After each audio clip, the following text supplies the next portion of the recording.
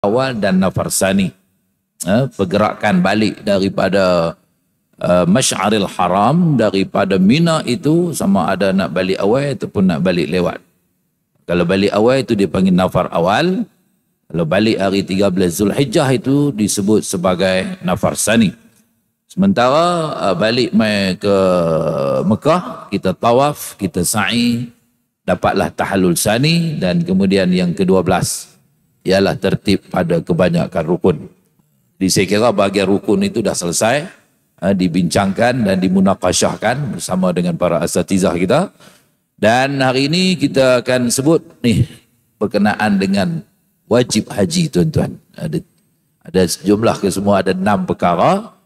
Jadi kita lihat dahulu apakah yang dimaksudkan dan didefinisikan sebagai wajib haji.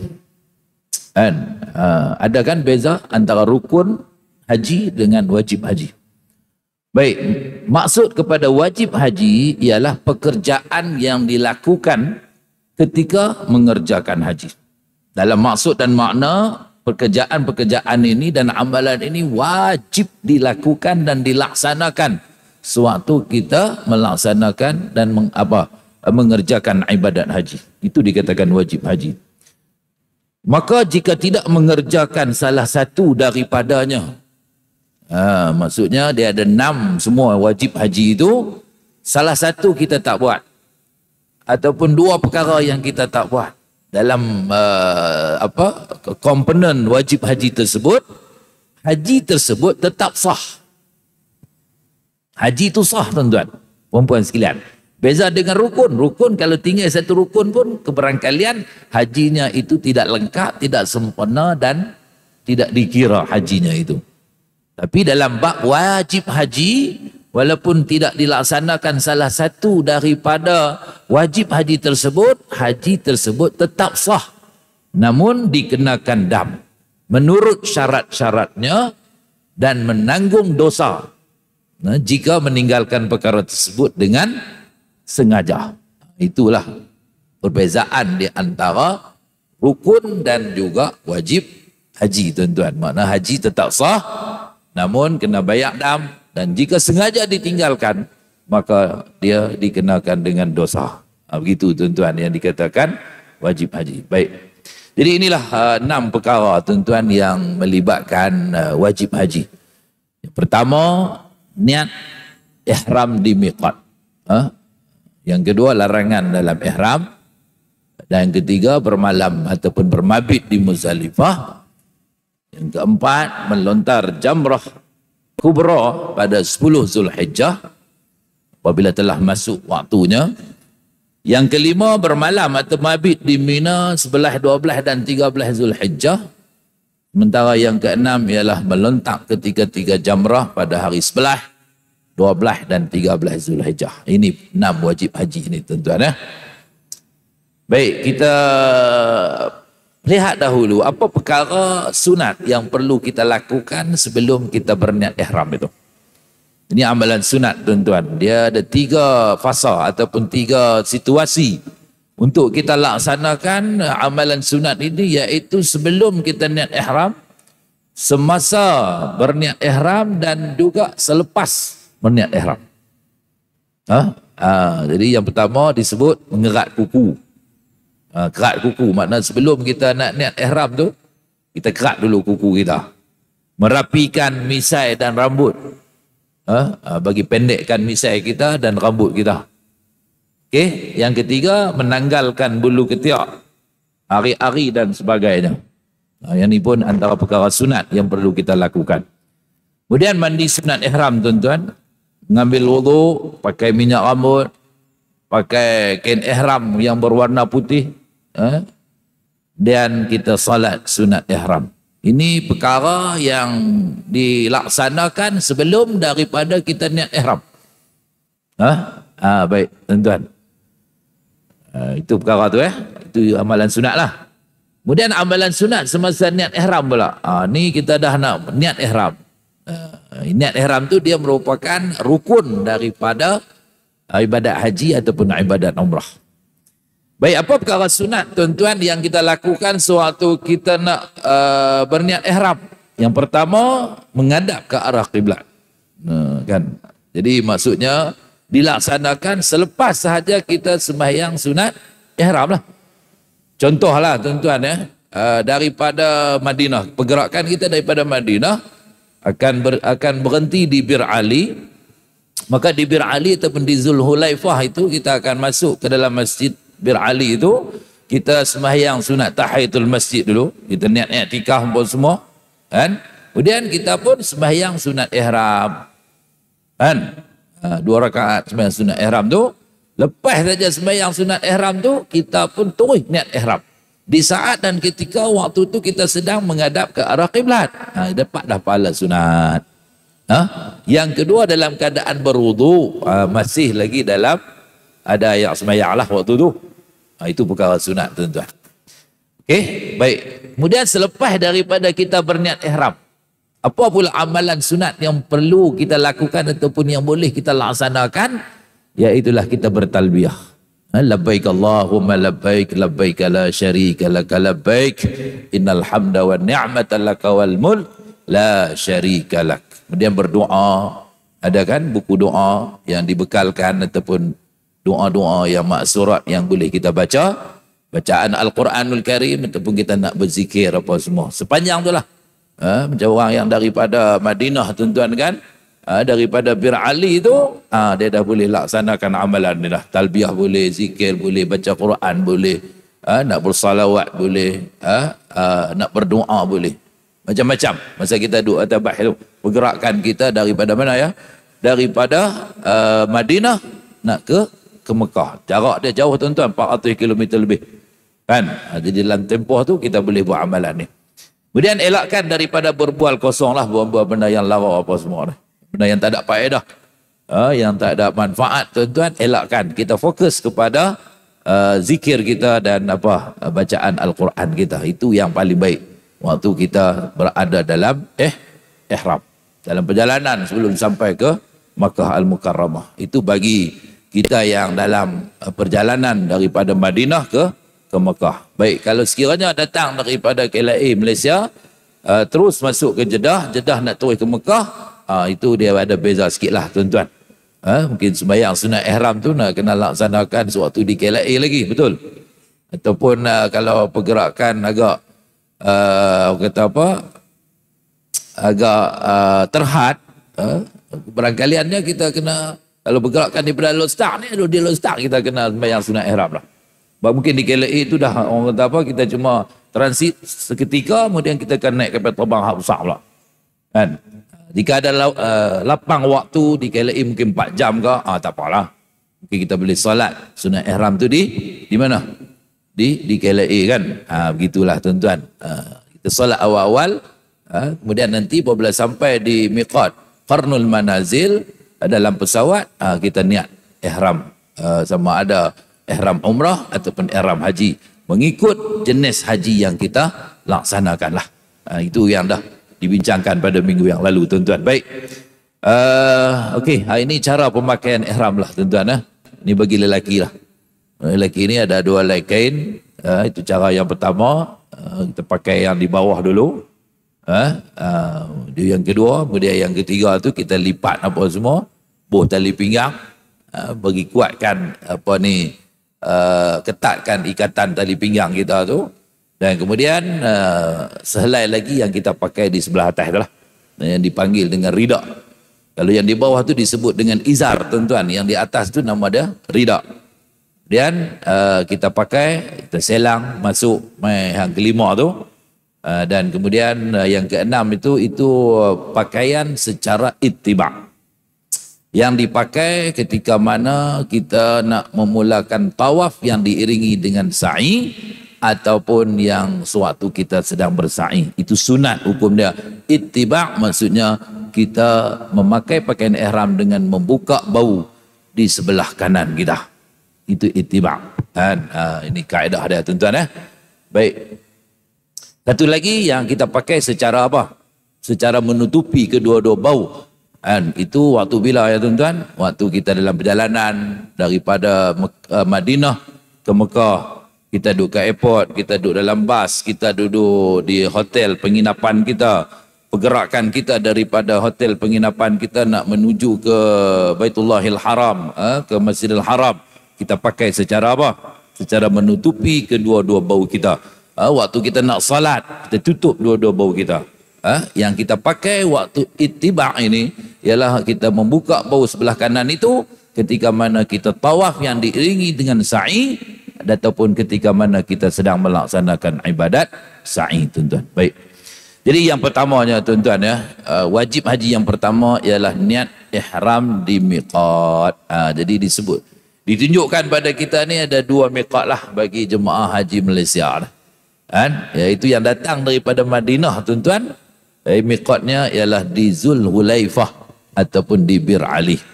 Jarak antara Zulhulaifah dengan Mekah 425 km. Menyamai hampir Al-Ustaz Kuala Lumpur lah. Itu. Baik, yang kedua daripada Qarnul Manazil. Itu mai dari naik ke Petrobang lah tu. Qarnul Manazil, dia jarak dia lebih kurang 94 km daripada Mekah. Ini dekat sikit lah, tuan-tuan. Itu dua miqat pergerakan jemaah haji Malaysia daripada ada yang datang terus daripada Malaysia masuk ke Mekah, ada yang datang daripada arah Madinah masuk ke Mekah. Baik. Okey, tuan-tuan, ya. Apa yang dikatakan dengan miqat ialah ketentuan dan ketetapan tempat atau masa kita nak berniat ihram. Dia ada dua miqat ini, ada miqat zamani, ada miqat makani. Miqat zamani sempadan masa. Tempoh waktu lah kita nak laksanakan haji kita tu. Allah sebut dalam Al-Quranul Karim, tuan-tuan, haji ini dia ada waktu tertentu. A'udzubillahi minasyaitanirrajim.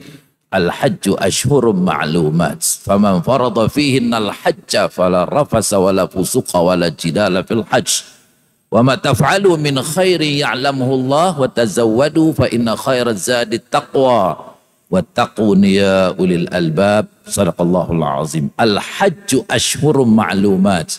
Haji adalah merupakan bulan-bulan yang tertentu.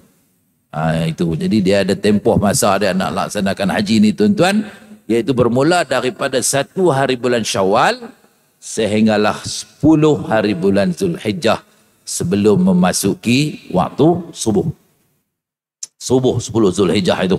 Itu tempoh pelaksanaan haji. Itu nama dia miqat zamani, sempadan masa. Sementara yang satu lagi, tuan-tuan, namanya ialah miqat makani, sempadan tempat. Tempat yang tadilah tu. Yang namanya Bir Ali ataupun Zulhulaifah ataupun yang namanya Qarnul Manazil. Baik, tuan-tuan, ada nota di bawah tu. Jika berniat ihram setelah melintasi miqat, maksudnya selepas, kalau mai daripada Madinah, kita niat selepas daripada Bir Ali. Kita tak niat di Bir Ali ataupun kita tak niat di Qarnul Manazil. Sebelum ataupun semasa kita sampai di Qarnul Manazil, kita tak berniat ihram, maka dikenakan dam tertib dan takdir. Maknanya itu satu kesalahan, tuan-tuan, yang perlu dibayar dengan bayaran dam. Baik. Jadi menjadi kewajipan kepada kita untuk berniat ihram di miqat yang menjadi salah satu daripada wajib haji. Baik, tuan-tuan, ya. Ini gambaran, ya, miqat makani ini. Dia ada Al-Juhfah, Bir Ali, Zartu Iraqi, Qarnul Manazil, Ya Lamlam. Itu yang di luar daripada Makkah. Ikutlah ala 7 mai ikut mana, tuan-tuan. Jadi Ya Lamlam tu kalau dulunya daripada apa? Juga daripada Malaysia, tapi bagi jemaah haji yang datang naik kapal laut dulu ni, ada guna miqat Ya Lamlam, tuan-tuan. Baik. Kemudian yang dalam berhampiran dengan Mekah tu ada namanya apa? Ja'rana, Tan'im, Hudaybiyah ataupun Shumaishi, ada Arafah, ada Adat Libin. Itu yang berdekatan lah dengan berhampiran dengan Mekah. Baik. Riwayat daripada Ibnu Abbas radhiyallahu anhu bahawa Nabi SAW telah menetapkan Bir Ali Zulhulaifah sebagai penduduk miqat bagi penduduk Madinah. Dan Al-Juhfah untuk penduduk Syam. Negeri Syam daripada Syria apa semua tu. Qarnul Manazil untuk penduduk Najd dan Yalamlam untuk penduduk Yaman. Demikianlah miqat yang ditetapkan untuk mereka dan untuk orang-orang yang nak melaksanakan ibadah haji dan umrah. Adapun selain daripada itu, miqatnya daripada tempat ia memulai, bahkan penduduk Mekah miqatnya ialah di Mekah sendiri. Itu riwayat hadis Bukhari dan Muslim, tuan-tuan. Ini dalil mengatakan adanya miqat dalam pelaksanaan ibadat haji dan umrah. Baik. Sementara miqat zamani pula, tuan-tuan, ini sempadan masa pula.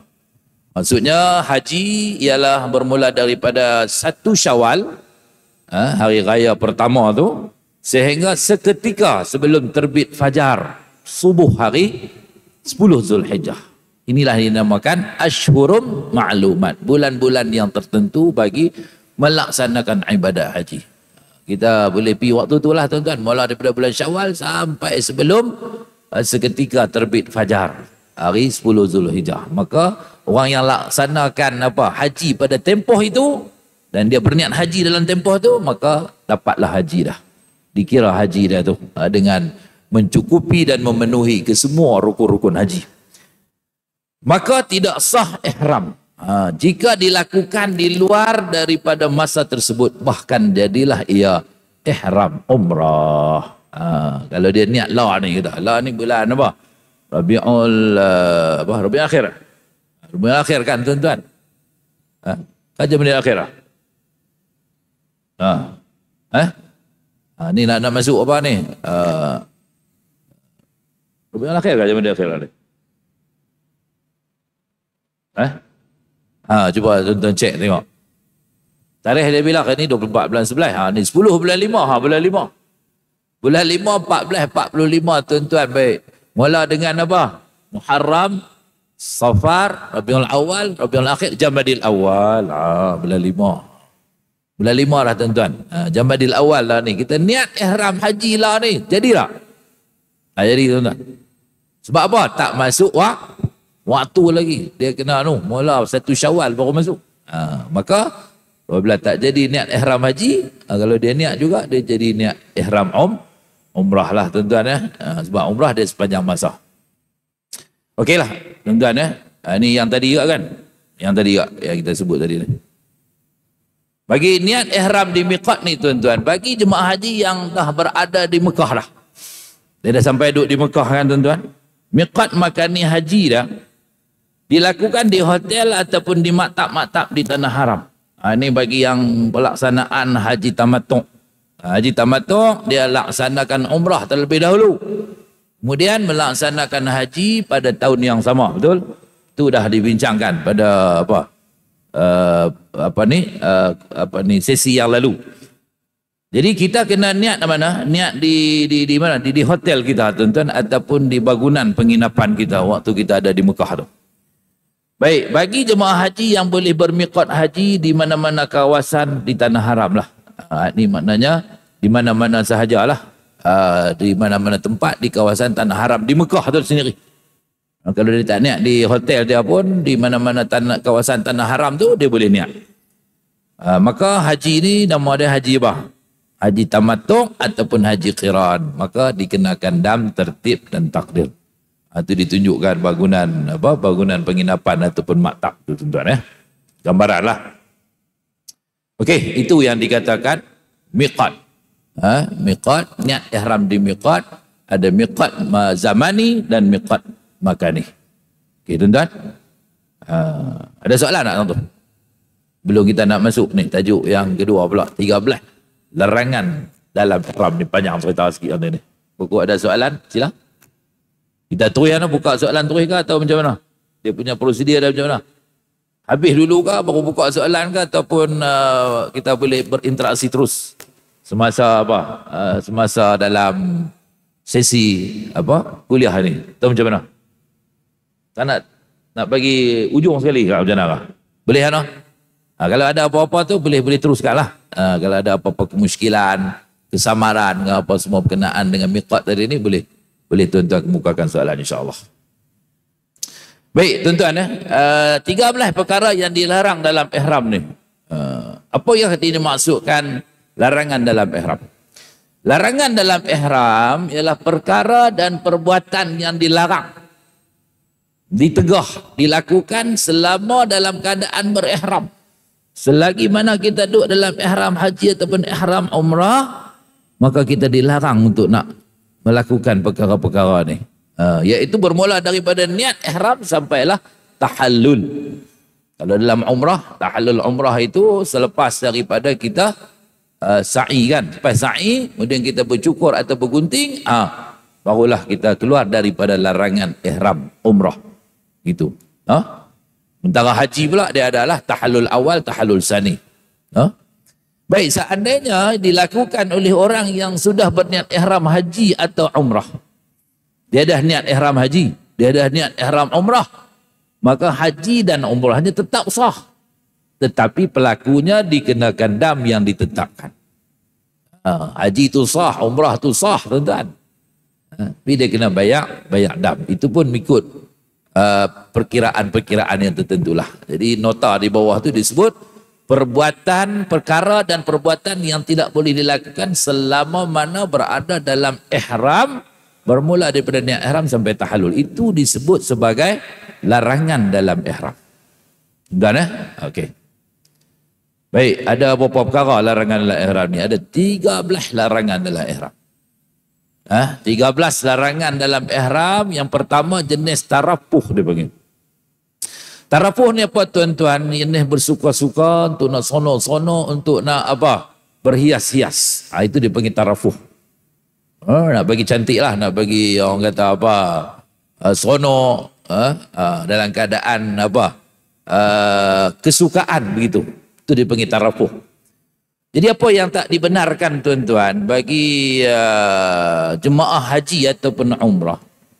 Ketika mana mereka telah berniat ihram, yang pertama, ada yang untuk lelaki sahaja, atau untuk orang perempuan sahaja, ada untuk lelaki dan perempuan. Baik, yang pertama memakai pakaian bersarung, berjahit ataupun bercantum. Itu bagi lelaki. Maksudnya bagi orang lelaki, pakai yang tadilah, yang gambar kita tunjuk dah tadi ni kan, iaitu pakaian ihram yang dua helai itu saja. Di atas, di apa? Sebelah atas satu, sebelah bawah satu. Yang tu ya. Hal lain tak boleh pakai kah? Tak boleh. Pakaian bersarung, contoh seluar. Seluar yang kita pakai hari ni, pakai seluar kan? Contoh pakai seluar. Seluar dalam ke, seluar luar ke, tak boleh. Kemudian pakai baju. Tak kira lah, baju yang kita pakai jubah ke, kita pakai baju singlet ke, pakai baju apa? T-shirt ke, ataupun pakai kemeja ke, apa semua tak dibenarkan. Sebab itu dikira sebagai berjahit dan bersarung. Pakai stokin, tak boleh. Gad kaki tak boleh. Gad, kira hak selum lah tuan-tuan. Selum tahu orang Kedah tahu perkataan selum tu. Bersarung lah. Ataupun kita pakai kepiah ke, pakai songkok ke, pakai topi ke, ataupun pakai serban ke, tutup kepala kita. Tak boleh. Memakai pakaian apa tu? Itu yang kedua tuan-tuan. Pakai pakaian bersarung tadi ni yang apa? Yang tadilah. Cumanya kita dibenarkanlah untuk hal-hal tertentu. Untuk kes-kes tertentu kita boleh pakai pampers yang jenis plekat. Tahu plekat? Pampers dia ada plekat dua tu kan, kiri kanan tu plekat, velcro dia panggil. Itu dibenarkan. Bukan pampers yang jenis pen. Seluar tak boleh. Seluar tu dikira bersarung macam mana seluar dalam juga. Itu tak boleh. Ataupun kita pakai cawat. Dibenarkan cawat yang kita tidak ikat dengan ikat mati. Cawat tu maknanya kita ikat, boleh tarik terus, dia keluar. Itu cawat. Jadi tuan-tuan nak tahu lebih lanjut, boleh order dalam Shopee. Kan, Lazada ke apa ke, tengok. Ada tu dia punya dijual cawat dalam ihram tu. Pampers boleh beli kat supermarket apa semua lah tu. Okay tuan-tuan, itu maknanya yang dibenarkan lah. Kan, perkara-perkara yang dibenarkan atas kes-kes tertentu. Yang kedua tuan-tuan ialah menutup kepala ataupun sebahagian daripada kepala. Ini tak boleh ni. Yang kita pakai topi, kita pakai kepiah, pakai serban, pakai apa lagi? Pakai payung. Payung yang lekat di kepala tu.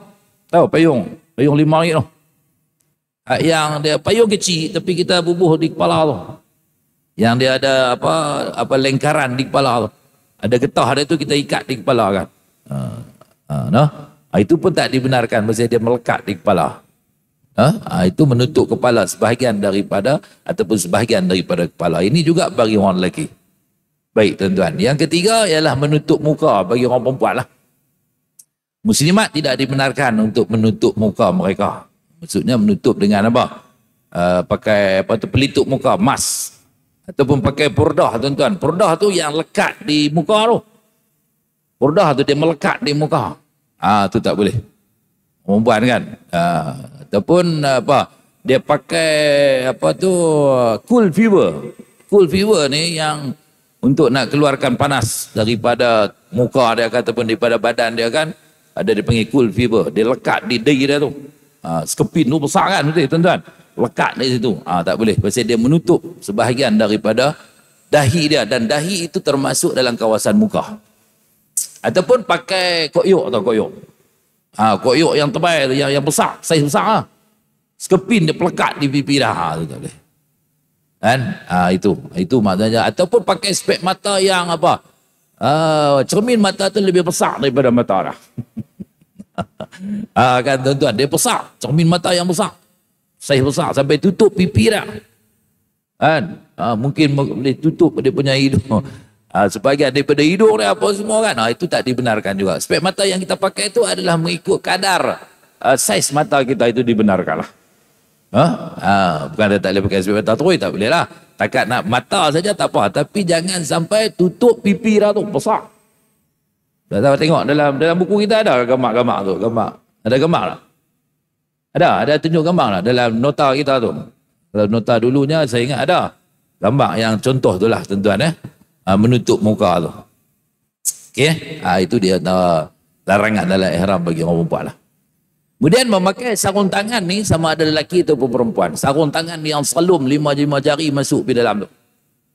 Tapi kalau sarung tangan yang tak menutup jari-jari dia, hanya ada sebahagian sikit lah daripada tangan yang ditutup, itu dibenarkan lah. Ataupun nampak dia punya ni panggil apa ni? Orang Kedah panggil kora. Kora tangan dia. Dia ada 2 kora ni, kora kaki, kora tangan. Kora ni. Kan? Jangan tutup ke semua lah, bagi nampak juga. Ada kan yang perempuan tahulah dia punya sarung tangan tu kan, yang boleh nampak tangan tu, yang boleh nampak tangan tu, okey, itu masih dibenarkan tuan-tuan. Okey, sementara bagi orang lelaki memang tak boleh pakai lah, tutup semua jari tu pun semua. Baik, yang kelima ialah memakai minyak di kepala atau janggut dan selain daripada yang tumbuh di pipi dan dahi. Ini pun kita kena ambil perhatian tuan-tuan. Minyak-minyak tu jangan kita aduk bagi kena di kepala kita ataupun di janggut kita. Sebarang jenis minyak lah. Minyak makan ke, minyak masak ke, minyak rambut ke, apa saja jenis minyak lah tuan-tuan. Okey, yang seterusnya ialah memakai bau-bauan sama ada di badan, pakaian, makanan atau menghidunya ke dalam hidung. Ini antara perkara yang dilarang juga. Memakai bau-bauan ni kita katakan minyak atar lah, minyak esen ke ataupun minyak wangi lah. Itu senang lah. Di badan kita ataupun di pakaian kita ataupun di makanan kita yang tujuannya untuk tatayub. Tatayub ni apa? Berwangi-wangian, memakai bau-bauan. Kan? Kita tak boleh tuan-tuan. Waktu dalam ihram tu kita pakai minyak wangi ke ataupun orang sembuk minyak wangi mai kat pakaian ihram kita ke kat badan kita ke. Kan? Sekiranya kita mengetahui bahawa ada wangian yang kena pada pakaian kita dan pada badan kita ataupun ada dalam makanan kita, kita kena hilangkan segera untuk mengelakkan daripada kita kena bayar dam. Sebab kalau dah disembuk, kita pun tahu ada wangian yang kena, kita kena basuh segera, hilangkan segera.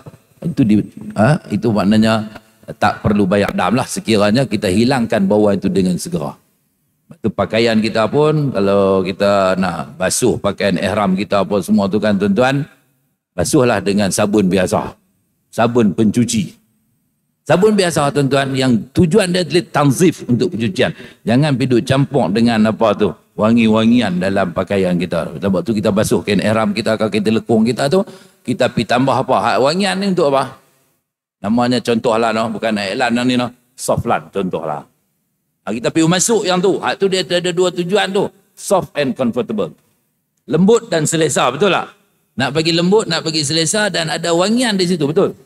Itu tujuan dia mewangian, tuan-tuan. Pastikan kita basuh dengan sabun biasa. Apa lagi yang boleh kita pengecualian, tuan-tuan, yang bab dalam bab wangian ni. Contoh dalam bab kita nak gunakan ubat gigi kita kan, ada wangian juga, ada apa ni perisa pudina ataupun bunga cengkeh apa. Ubat gigi kita tu lah kan, dia macam-macam strawberry lah, apple lah, macam-macam dia punya perasa dia tu. Itu dibenarkan, tuan-tuan. Itu tak dikira sebagai wangi-wangian, itu dikira sebagai apa? Perisa yang tujuan untuk penyucian dan pembersihan. Kita nak gosok gigi kita tu, ambil ubat gigi yang ada pudina, tak apa. Ataupun kita pakai shampoo wangi juga kan, tuan-tuan. Boleh. Sabun boleh. Ataupun minyak cat kapak ke? Tahu minyak cat kapak? Minyak cat lang ke? Kan? Kita pening kepala, kita sapu. Kan? Pasal apa tak dikira sebagai wangian? Pasal itu lid dawa. Untuk tujuan perubatan ataupun lil hajah. Kerana hajat. Ada orang jadikan minyak cat kapak sebagai minyak wangi lah. Tak ada kan, tuan-tuan? Dia tujuan untuk perubatan, untuk apa? Untuk hajat kita dibenarkan, tuan-tuan. Itu tadi. Ataupun kita minum ayak apa? Ayak oren kan? Ayak oren ke, ayak strawberry ke, lagi ayak apa lagi? Ayak apple ke? Kan? Dia memang ada bau apple dalam ayak tu. Bau oren dalam ayak tu. Dalam bau strawberry dalam tu. Betul? Ini ada satu bau pula jenama, tuan-tuan. Dia panggil apple strawberry. Tuan-tuan jumpa? Apple strawberry. Buah apple tapi bentuk strawberry. Tak apa. Itu cerita, tu tambahan, tuan-tuan. Jadi apa? Jadi ada perisa tu. Tak apa, boleh minum. Walaupun dia ada wangian apple, wangian strawberry. Tapi itu bukan tujuan untuk wangian. Tujuan dia ialah untuk apa? Menyedapkan apa? Rasa minuman kita tu. Itulah. Itu yang dikatakan apa? Yang dibenarkan tu. Tapi kalau kata tujuan untuk litatayyub, untuk wangi-wangian, untuk apa perhiasan, aksesori yang menyeronokkan kita, menyukakan kita, itu dikira sebagai apa at-tatayyub, wangi-wangian, tuan-tuan. Baik.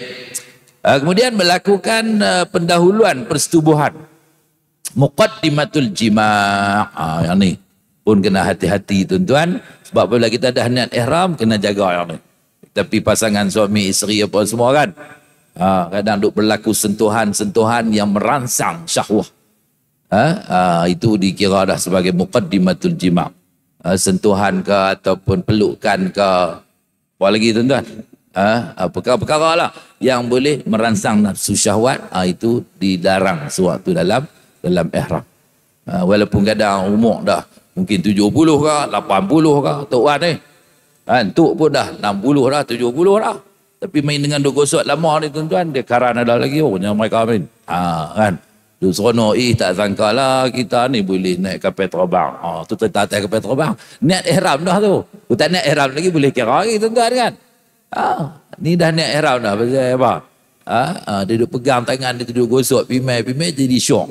Syok tu itu dah dikira dah, tuan-tuan. Sama ada di segi perkataan, perlakuan ataupun perbuatan, tuan-tuan. Kata-kata pun kadang dia merangsang nafsu syahwat juga. Itu dia ambil kira, tuan-tuan. Kemudian apa lagi? Melakukan persetubuhan, ini berjima' lah, tuan-tuan. Berkahwin, mengahwinkan, menerima wakil kahwin. Dalam bab kahwin pun tak dibenarkan, tuan-tuan. Ketika mana kita dalam ihram. Begitu. Ini ada jenis tarafuh ni ada 2, 4, 6, 8, 9 perkara, tuan-tuan. Jenis tarafuh. Baik.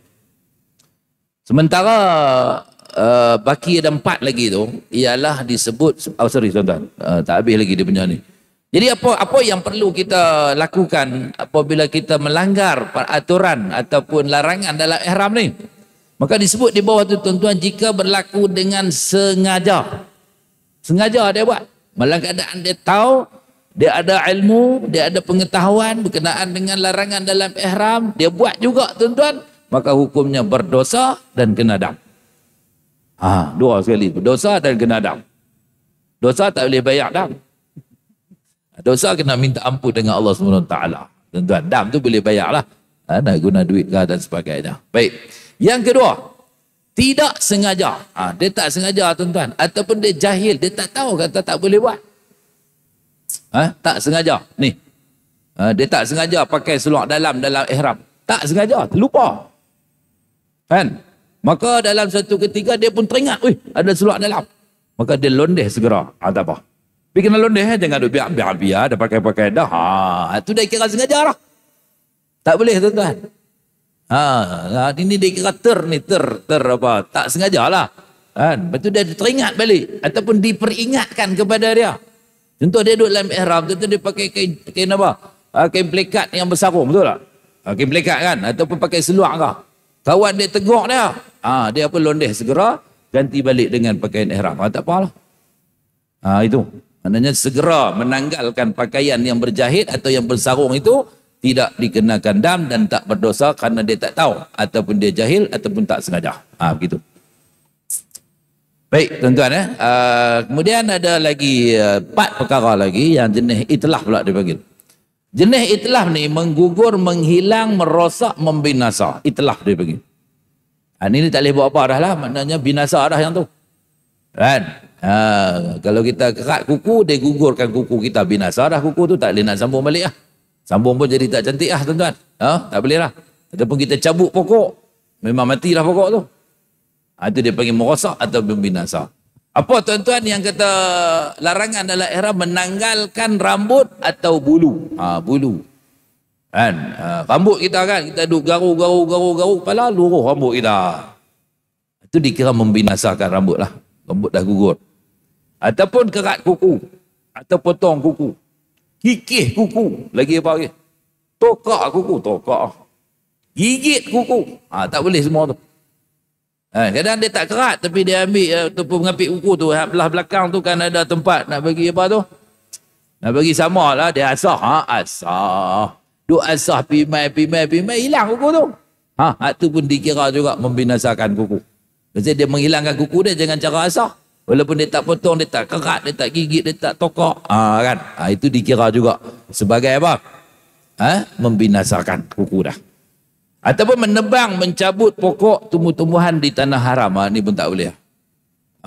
Bila cabut pokok, kecuali pokok tu yang memang dah mati. Mati tu pula dia kena kira mati pucuk, mati akar. Baru kira mati. Kalau kata pucuk saja mati, tuan-tuan tarik, angkat, dia tengok akar tu ada. Duk berayak lagi akar dah, dikira pokok hidup. Tu tuan-tuan. Sebab tu jangan duk ganggu lah pokok-pokok tu lah. Kan? Bagi cleaner duk ada tu, petugas-petugas tu, mereka lah urus yang tu. Mereka tak duk lah ihram tuan-tuan kan. Mereka pekerja kan. Jadi kita duk lah ihram ni kena jaga hal-hal ni. Ataupun yang seterusnya memburu dan membunuh binatang buruan. Ni pun kena jaga juga. Jangan kita duk ligan buru binatang atau membunuh binatang tu. Baik tuan-tuan, jadi perkara ni apabila melibatkan sengaja ni maksudnya dia saja-saja buatlah. Dalam keadaan dia tahu, dalam keadaan dia ada pengetahuan tentang perkara tersebut, maka hukum dia adalah berdosa dan dikenakan dam. Dia tak sengaja tuan-tuan, terlupa ataupun dia memang tak tahulah. Duk biasanya gatai kepala, garu kepala. Dia pun garuk kepala, luruh rambut. Luruh rambut tu nak kira macam mana tuan-tuan? Tak berdosa pasal tak sengaja, tapi dam dia kena bayar. Tu. Tidak berdosa tapi dikenakan dam. Cumanya kalau rambut yang luruh ketika mana kita tidur. Kita tidur, kemudian bangun pagi tengok ada atas bantai kita tu ada 2-3 helai rambut kita kan. Itu tak apalah pasal kita pun bukan tahu waktu kita tidur kita buat apa. Kan? Jadi ataupun orang perempuan yang pakai apa? Pakai apa tu? Pakai cukup kan? Nak tarik cukup tu tarik slow-slow lah, jangan rentap. Kalau rentap tu makna ada usaha nak gugurkan rambut dah tu. Tapi kita tarik slow-slow, tak apa. Kan? Supaya tak gugurkan rambut kita tu. Itu juga waktu kita mandi ke apa semua kan. Kalau kita duk gosok kepala tu memang boleh jadi luruh rambut kita tu, betul tak? Kita gosok kan, kita pun shampoo. Kemudian suar kepala di apa shower tu, biar bagi dia turun sendiri lah. Lap slow supaya jaga. Supaya tak luruh rambut kita tu. Itu tuan-tuan. Kena jagalah. Tapi kalau dia luruh juga atas perbuatan kita, maka dia ada dua kategori lah. Kalau sengaja dia buat, maka dia berdosa dan kena bayar dam. Jika tak sengaja ataupun dia jahil, dia tak berdosa, tapi tetap kena bayar dam. Dia kena kira balik berapa helai rambut yang luruh tu. Baik tuan-tuan. Inilah ringkasan yang tadilah tuan-tuan ya. Dan juga jenis dam yang dia kena. Jenis tarafuh ada 7 perkara tadi. Tutup kepala, pakaian bersarung, menutup muka, pakai sarung tangan tu sebenarnya tu. Bukan 4 tu sarung tangan, maksudnya memakai sarung tangan maksudnya. Bau-bauan, minyak di kepala dan janggut, muqaddimatul jima'. Dia ada dam dia. Tu dam takhir dan takdir. Kemudian bersetubuh, dia ada dam tertib dan ta'dil. Sementara 9 tu nikah kahwin, tiada dam, nikah tak sah. Tambah nikah ni, dia tak kena dam, tapi nikah tu tak sah tuan-tuan. Itu noh. Baik, ayat bawah tadi pun dah ada sengaja ke berdosa dan dikenakan dam, tak sengaja ataupun jahil tidak berdosa dan tidak dikenakan dam. Baik. Kemudian yang di sebelah sini pula tuan-tuan, yang jenis itlaf tu, menggugur, menghilang, merosak dan membinasa. Kan? Okey. Yang ni rambut dan bulu di badan ataupun kuku, dia kena dam takhir dan takdir. Sementara had 12 dan 13 itu memburu dan membunuh binatang buruan, menebang dan mencabut pokok atau tumbuh-tumbuhan, dikenakan dam takhir dan juga ta'dil. Jadi nota dia tuan-tuan, macam mana yang saya sebutkan tadi, iaitu yang bersengaja berdosa dan dikenakan dam, yang tak sengaja dan jahil tidak berdosa tetapi dikenakan dam. Ini ringkasan daripada 13 larangan ihram itulah. Baik tuan-tuan ya. Selesai lah ni. Selesai lah tajuk apa? Larangan dalam ihram. Ada soalan? Buka soalan lah korang. Jika ada sila tuan-tuan. Kita boleh terus berinteraksi lah. Kalau ada soalan apa-apa. Ya sila. Ada mikrofon lah. Kalau ada mikrofon lagi bagus. Sila tuan. Tak ada mikrofon eh? Ada. Ada. Ya sila. Pakai guard yang jenis apa? Balut lah. Tak apa. Bukan, itu dia panggil apa? Bandage lah. Bandage tu kita balut. Kita bukan sarungkan dia, balut. Lepas tu kita berpin lah. Tu tak apa. Di mana kita pakai kain ihram kan? Kita pakai kain ihram, kita nak bagi kuatkan pakaian ihram kita tu, kita letakkan pin di bawah lah. Tapi jangan pakai pin ataupun kesang di kancing tent ke apa ke, buat belah atas tak boleh. Hak belah bawah tu. Belah bawah tu boleh. Baik. Okey, tuan-tuan. Di 10 lah, ada masa sejam lagi insya-Allah. Ada lagi soalan apa insya-Allah? Yang berkenaan dengan larangan dalam ihram ni.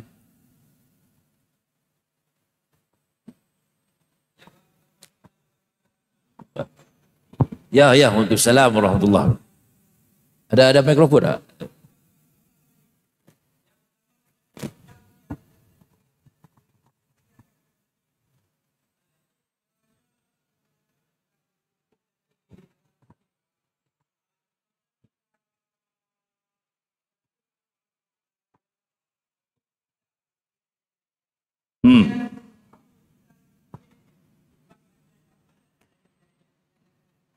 Betul. Ya, yang tu kita baru nak masuk tajuk yang tu dam tu. Hak tadi ni. Dia ada lah dam ni tajuk dah ni tajuk dah. Tak apa-apa nak masuk tajuk tu. Kemudian yang tadi tu, yang larangan tadi ni, larangan dalam ihram tu. Dia ada kaitan dengan bayaran dam apa semua kan tuan-tuan. Kukuklah ada apa isu yang nak dibincangkan. Ya, sila tuan. Ya.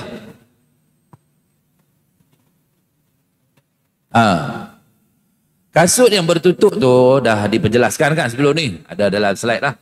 Jadi kasut yang bertutup bagi orang lelaki, dia kena menampakkan jari-jari dia. Maknanya dia tak boleh pakai kasut yang tutup depan, tutup belakang. Ada tak tahu gambar yang jenis kasut? Ada kan dalam buku tuan-tuan, saya ingat ada kot. Buku nota tu ada tak? Jenis kasut-kasut yang boleh kita pakai atau selipar yang boleh kita pakai waktu kita dalam ihram. Kan? Yang tak dibenarkan untuk kita pakai ni ialah macam kasut yang tutup semua jari-jari kita dan juga tumit kita tu belakang. Itu memang tak boleh lah. Tapi kalau kasut yang menampakkan paling kurang pun 3 jari kita. Ini dah mengikut keputusan muzakarah tahun lepas tuan-tuan, dibenarkan menampakkan sekurang-kurangnya 3 jari. Walaupun ada 5 jari, kita bagi nampak 3 tuan-tuan, itu pun dah memadai, dibenarkan. Dulu kita bagi nampak 5 semua. 5 anak-anak jari, ru'usul asabi', kepala anak-anak jari tu kena bagi nampak. Mai muzakarah yang terkini inilah tahun lepas tuan-tuan, dibincangkan, dimunakashahkan dan diresolusikan, iaitu memadai dengan 3 jari saja. Nampak 3 pun tak parah. Maksudnya kalau kita pakai yang kasut yang kadang tak nampak 5 jari tapi nampak 3 kan, boleh lah. Hak depan tu, hak belakang tu kena bagi nampak semua. Tumit tu kena bagi nampak. Ada kot dalam buku tuan-tuan, ada tak? Contoh dulu. Ada kan? Ada. Cuba tengok tu. Ataupun kasut yang jenis anak-anak muda kan, dia ada relang, dia ada belakang tu dia ada macam tali kan. Tapi nampak tumit tak? Nampak tumit, tak apa. Kan? Ataupun nak mudah pakai kasut Jepun tu ya. Tu memang nampak semua. Jelas ya tuan-tuan. Assalamualaikum Ustaz. Assalamualaikum. Nak tanya bagi terang lagi kan? Okey, kami nak pergi suami isteri. Ya. Dan kalau boleh nak minta penerbangan awal. Penerbangan awal. Sebab lepas pada tu balik nanti kami ada kenuri anak nak kahwin. Jadi kita pergi awal. Maknanya bila kita dah niat ikhram tu tak boleh dah lah kan. Apa nama masalah tu mukadimah tu jangan ada dah lah no. Ya. Bukan apa, saya kena terak, saya kena kemeh dulu tak ada pengetahuan tu sekali. Pihak sebelah kena pucai kita pula. Macam tu lah no, tak boleh lah no bila kita niat. Apabila kita dah berniat ihram, puan, kita nak kena jaga dah larangan dalam ihram tu. Antara perkara larangan dalam ihram yang disebutkan tadi ialah muqaddimatul jima' ataupun berjima' kan, betul? Itu kena jaga dah lah waktu tu. Kan? Apabila kita niat ihram lah. Tapi kalau sebelum niat ihram itu masih dibenarkan lagi lah. Tapi kita dah mula dari 1 Syawal kan?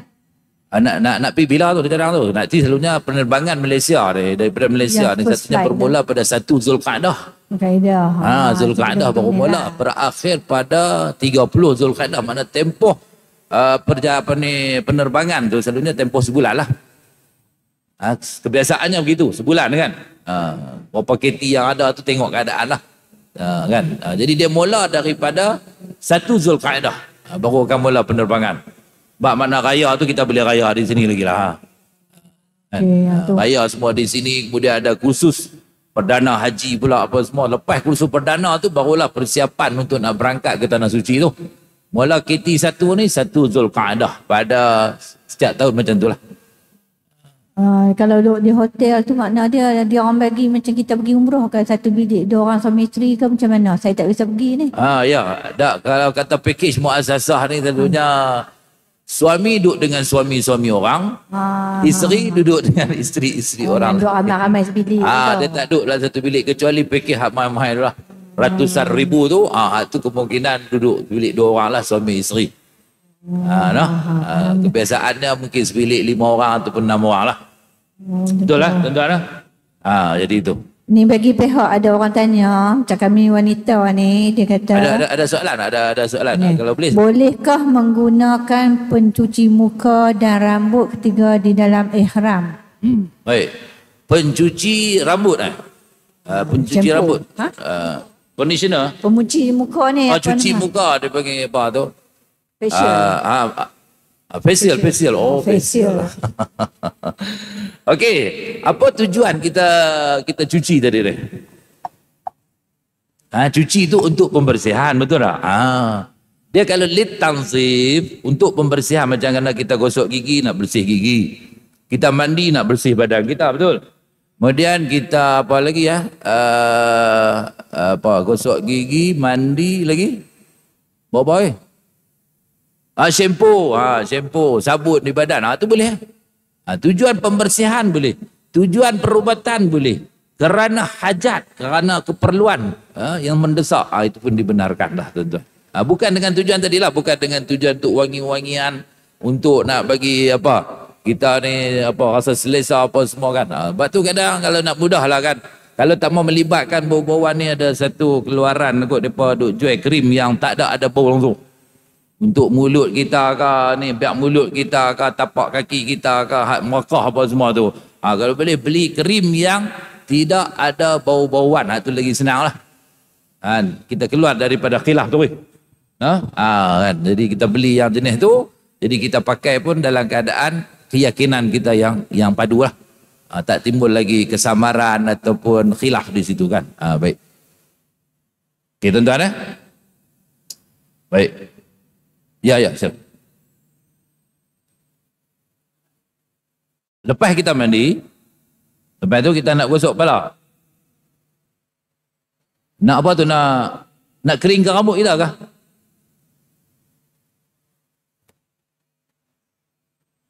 Dah lah, jadi orang tak apa, kalau kita nak keringkan rambut pakai apa tu, hair dryer tu, itu pun kena pastikan juga. Janganlah sampai luruh rambut kita tu, kita punya. Takat pada batuk tak apalah, kita kena jaga yang tu. Semua dalam ihtiyati, kewaspadaan dalam setiap pergerakan dan juga amalan kita. Sebab kita ingat kita kena duduk dalam ihram. Sebab yang tu, bak rambut ni, sama ada kita buat secara sengaja ke, tak sengaja ke, berlaku apa ni luruhnya rambut kita, gugur rambut kita, tak dikira kena bayar dam. Cuma yang tak sengaja tu tak berdosa lah. Mesti tak sengaja kan. Gitu. Jadi yang tu kena ambil. Hatta sampai kepada peringkat orang yang ambil wuduk kan tuan-tuan. Dia ambil wuduk, dia ni rambut dia mudah luruh. Jadi dia nak kena sapu ayak di kepala kan, menjadi salah satu daripada rukun wuduk. Dia kena sapu ayak di kepala. Jadi dia letak aja rambut dia, tangan dia mai atas kepala dia, luruh rambut. Dikira juga sebagai menggugurkan rambut. Walaupun dalam keadaan begitu tuan-tuan. Baik. Lepas tu kena jaga sungguh-sungguh lah. Okey tuan-tuan Ya.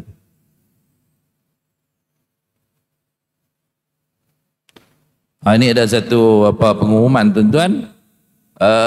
Mohon gerakkan tabung berwarna kuning. Ada. Tu. Gerak-gerakkan dia. Nama pun tabung bergerak walaupun dia tak ada roda. Tuan-tuan tolong gerakkan dia. Tu tabung kuning tu. Boleh infak dalam tabung tersebut untuk manfaat sepanjang operasi khusus haji musim haji 1445 ni. Tolong gerakkan tabung kuning tu. Kan? Bukan gerak sajalah gerak masuk duit lah ya. Dapatlah bagi mana yang nak bersedekah ataupun nak infak tu, boleh masukkan duit dalam tabung tu. Gerak-gerakkan bagi sampai pada kawan-kawan dan rakan-rakan kita insya-Allah. Baik tuan-tuan Ya, saya.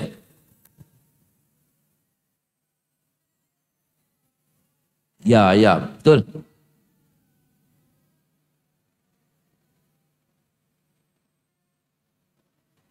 Itu tak apa.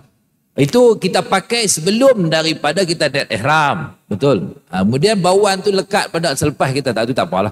Dibenarkan itu. Sebab apa? Dia bukan kerana kita pakai selepas daripada ihram. Sebelum kita pakai ihram tu. Wangian itu. Baik. Okey tuan-tuan kita terus kepada larangan ihram, dam. Pengertian dam. Dam ni maksud dia apa? Darah. Darah lah, dam tu maksud darah. Di segi syarak dia ialah ibadat gantian yang merupakan binatang al-an'am yang disembelih.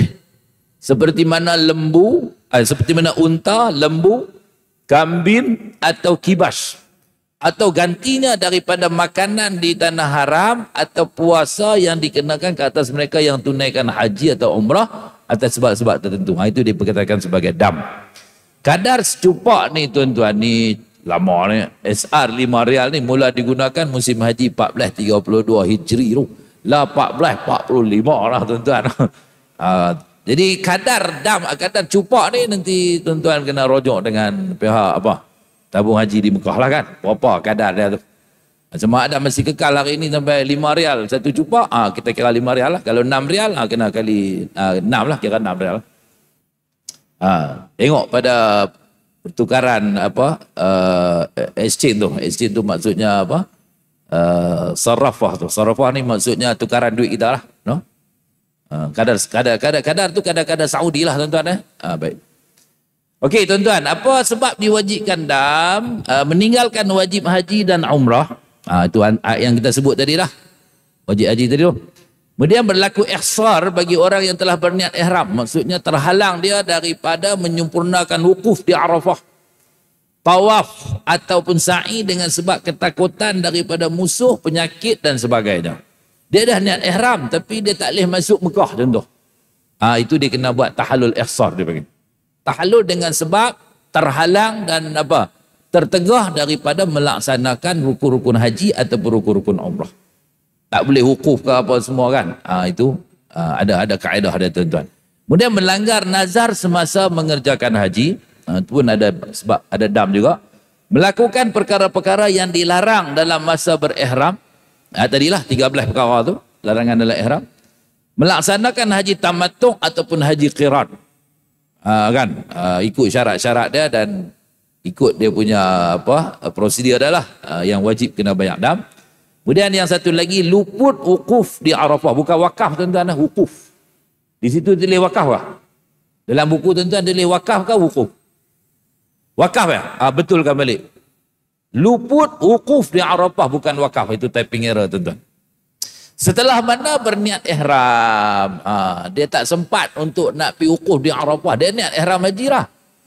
Tapi dia pergi Arafah tu hari raya dah. Lepas subuh dah kita kata. Jadi tak sempat untuk nak wukuf di Arafah. Maka luput wukuf di Arafah itu pun dia kena bayar dam juga. Dan meninggalkan tawaf wada', tawaf selamat tinggal tanpa uzur syar'i lah. Ni tawaf wada' ni dia ada satu tajuk khusus pula tuan-tuan. Yang mana dikecualikan, yang mana tak dikecualikan. Dia sengaja tinggalkan tawaf wada', ataupun ada hal-hal tertentu, maka dia kena bayar dam. Baik. Ni sebab diwajibkan dam tuan-tuan. Ni jenis dam ni, tadi ni. Ada soalan tadi kan. Kadar dia, apa semua ni ada di sini tuan-tuan. Nama dia ada 4 jenis dam tuan-tuan. Maksud dam tertib dan takdir. Tertib ni dia kena ikut tertib lah. Ikut susunan. Satu demi satu ikut tertib. Makna dia tak boleh dipilih.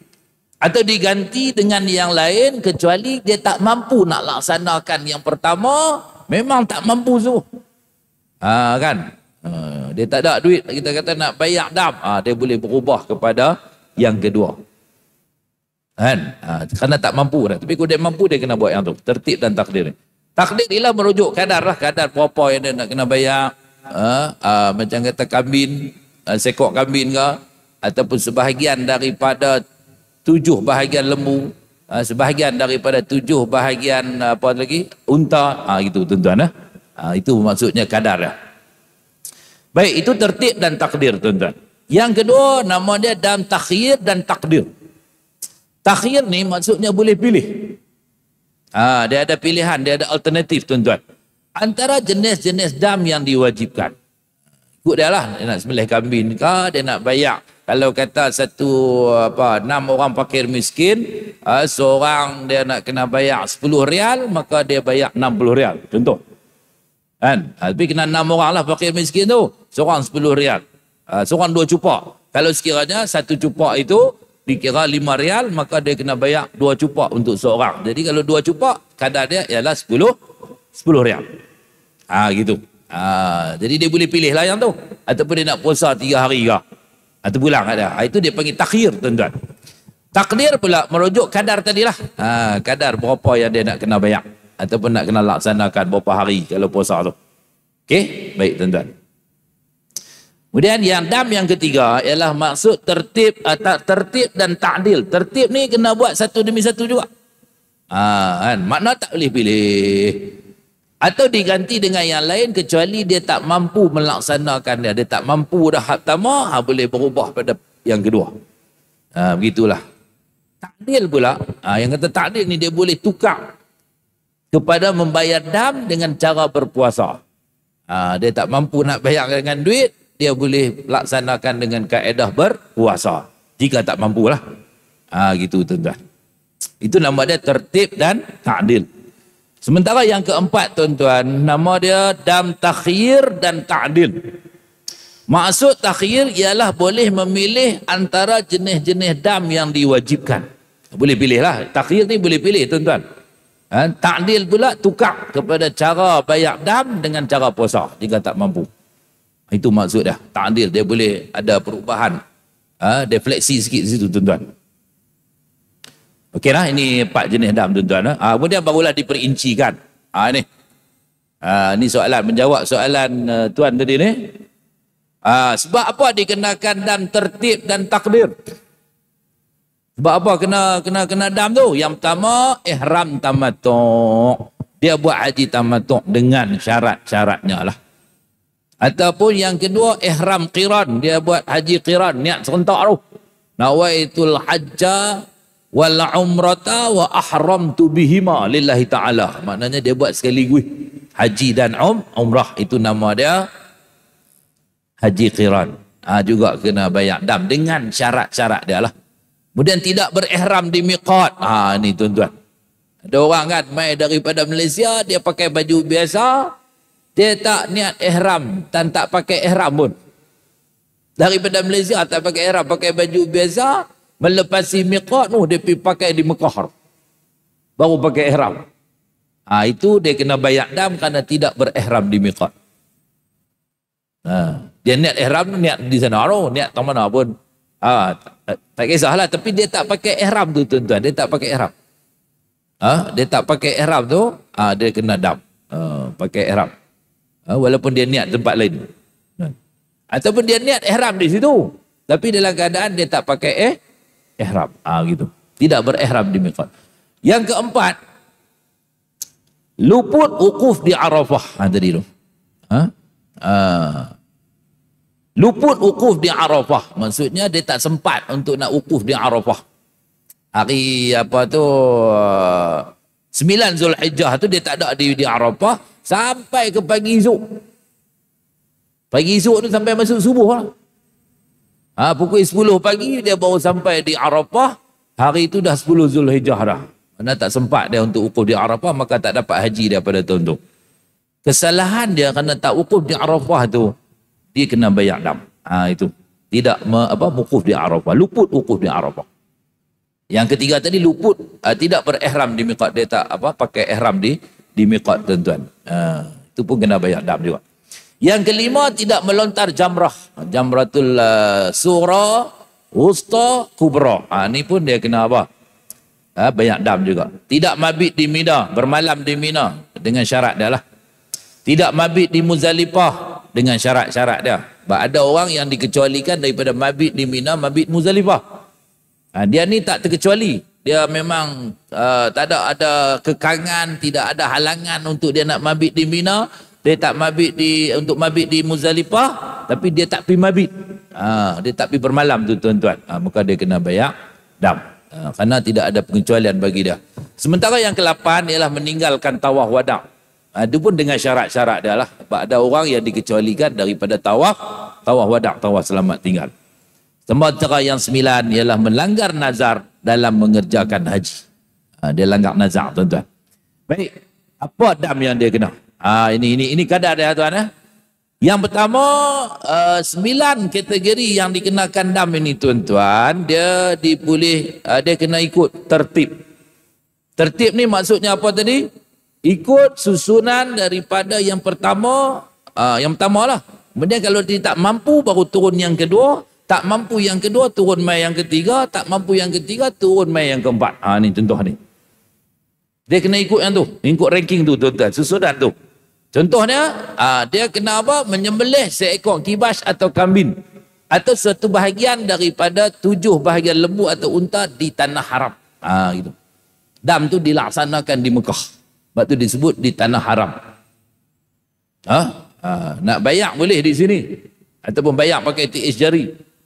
Kita bayak, kita nak buat haji tamattu', kita pun bayak dah. Dam tamattu' tu di Malaysia, contoh. Tapi dam tu akan dilaksanakan di tanah haram Mekah. Gitu tuan-tuan. menyembelih seekor kibas atau kambing tadi. Maka dia tak mampu waktu.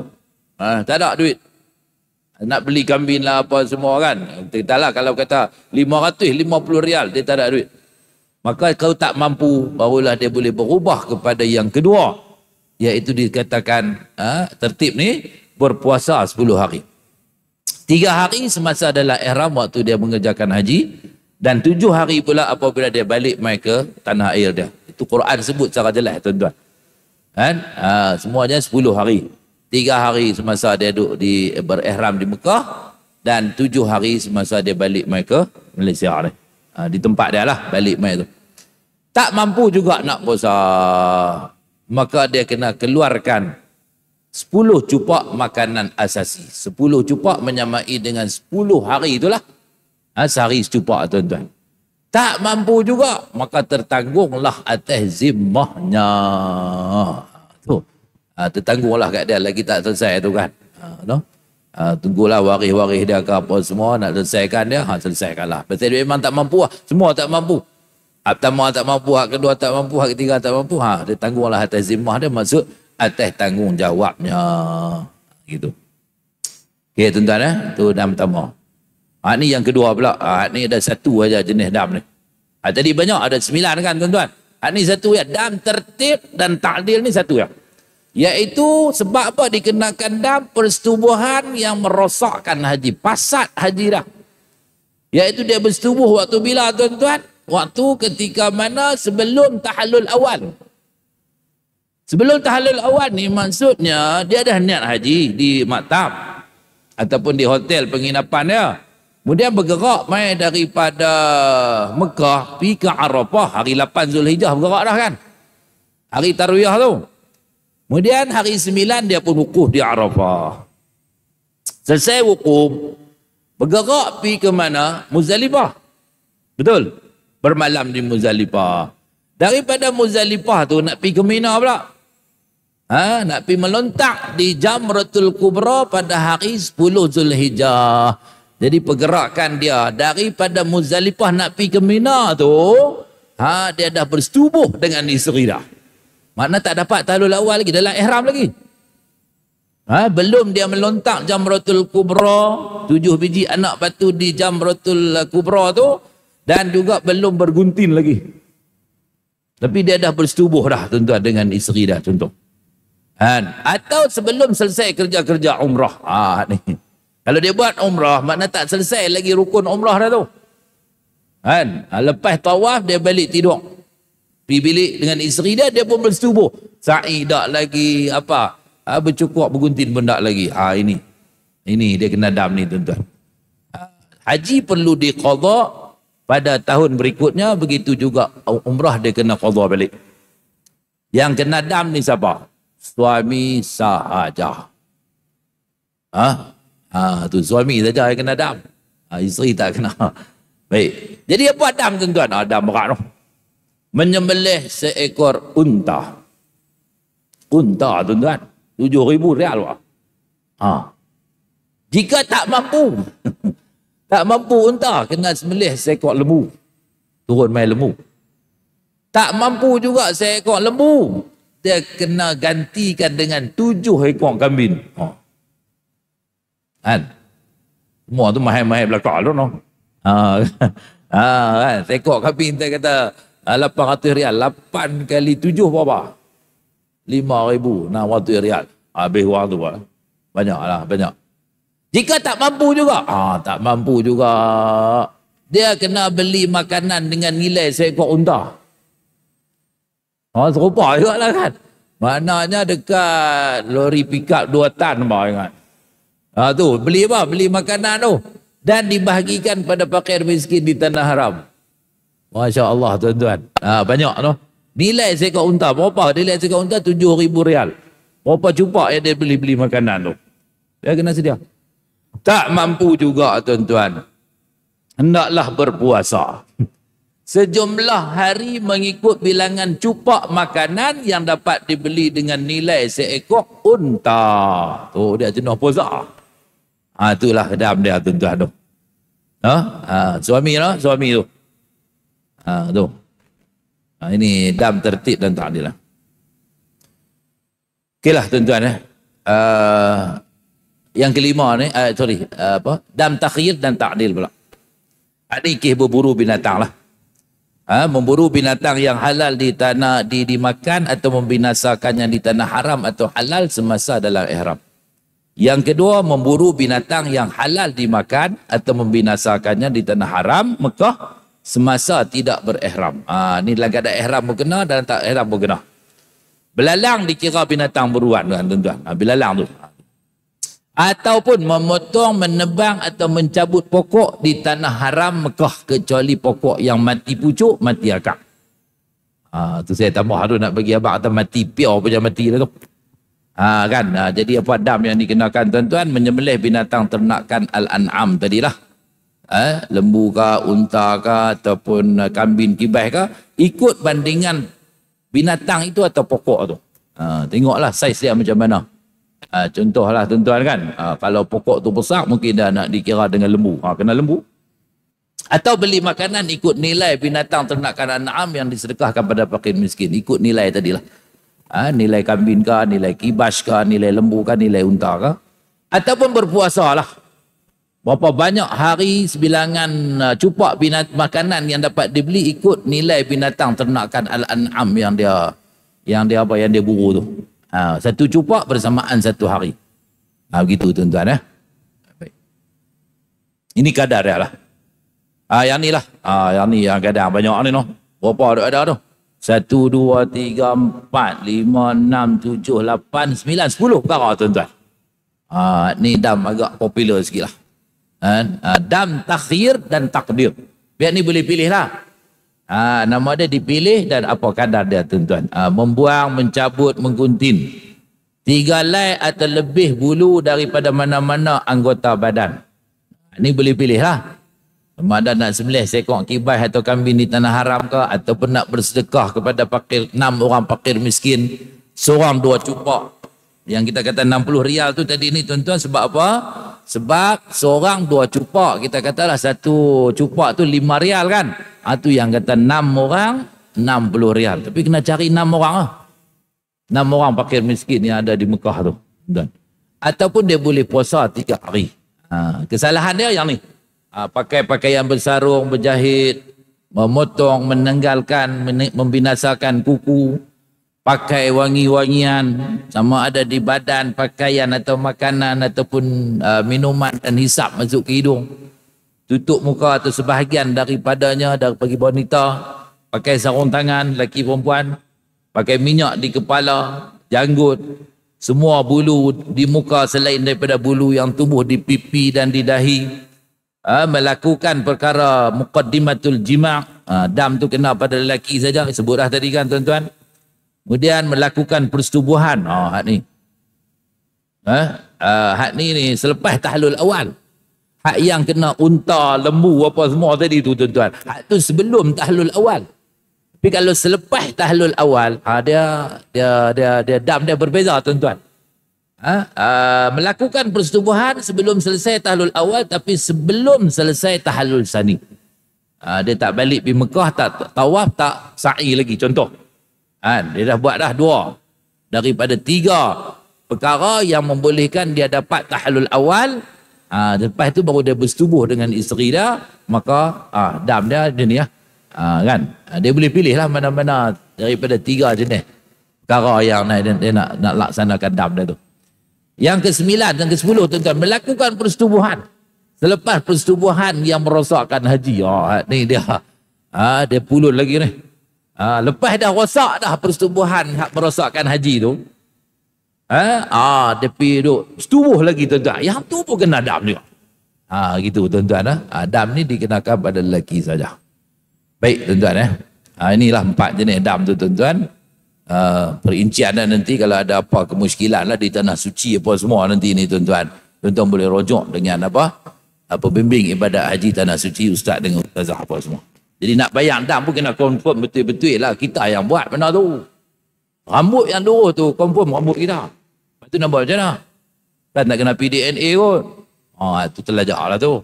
Kita lah maknanya kita masuk bilik ayak tuan-tuan. Waktu kita masuk tu, kita tengoklah bilik ayak tu tak ada rambut siapa, betul tak? Cek lu memang tak ada lah. Maknanya saya lagi ni, lepas kita mandi tu, kalau luruh tu rambut siapa? Yakin tak kata rambut kita? Kalau kita nak kena buat DNA, rambut siapa? Rambut kita lah, kira lah berapa lah.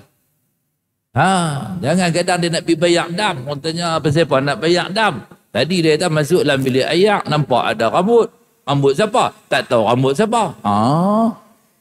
Lepas tu boleh tak bayak dam kut-kut?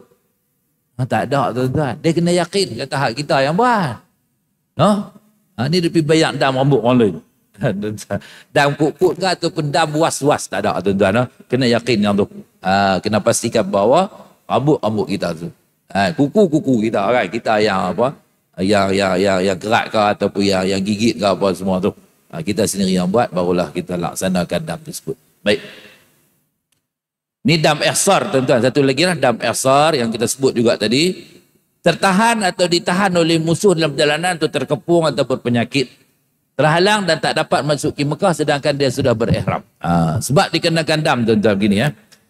Dam ihsar ni juga boleh diguna pakai untuk masalah ataupun isu wanita yang datang haid, kemudian tidak dapat melaksanakan tawaf haji atau umrah, sedangkan dia nak kena balik segera ke Malaysia.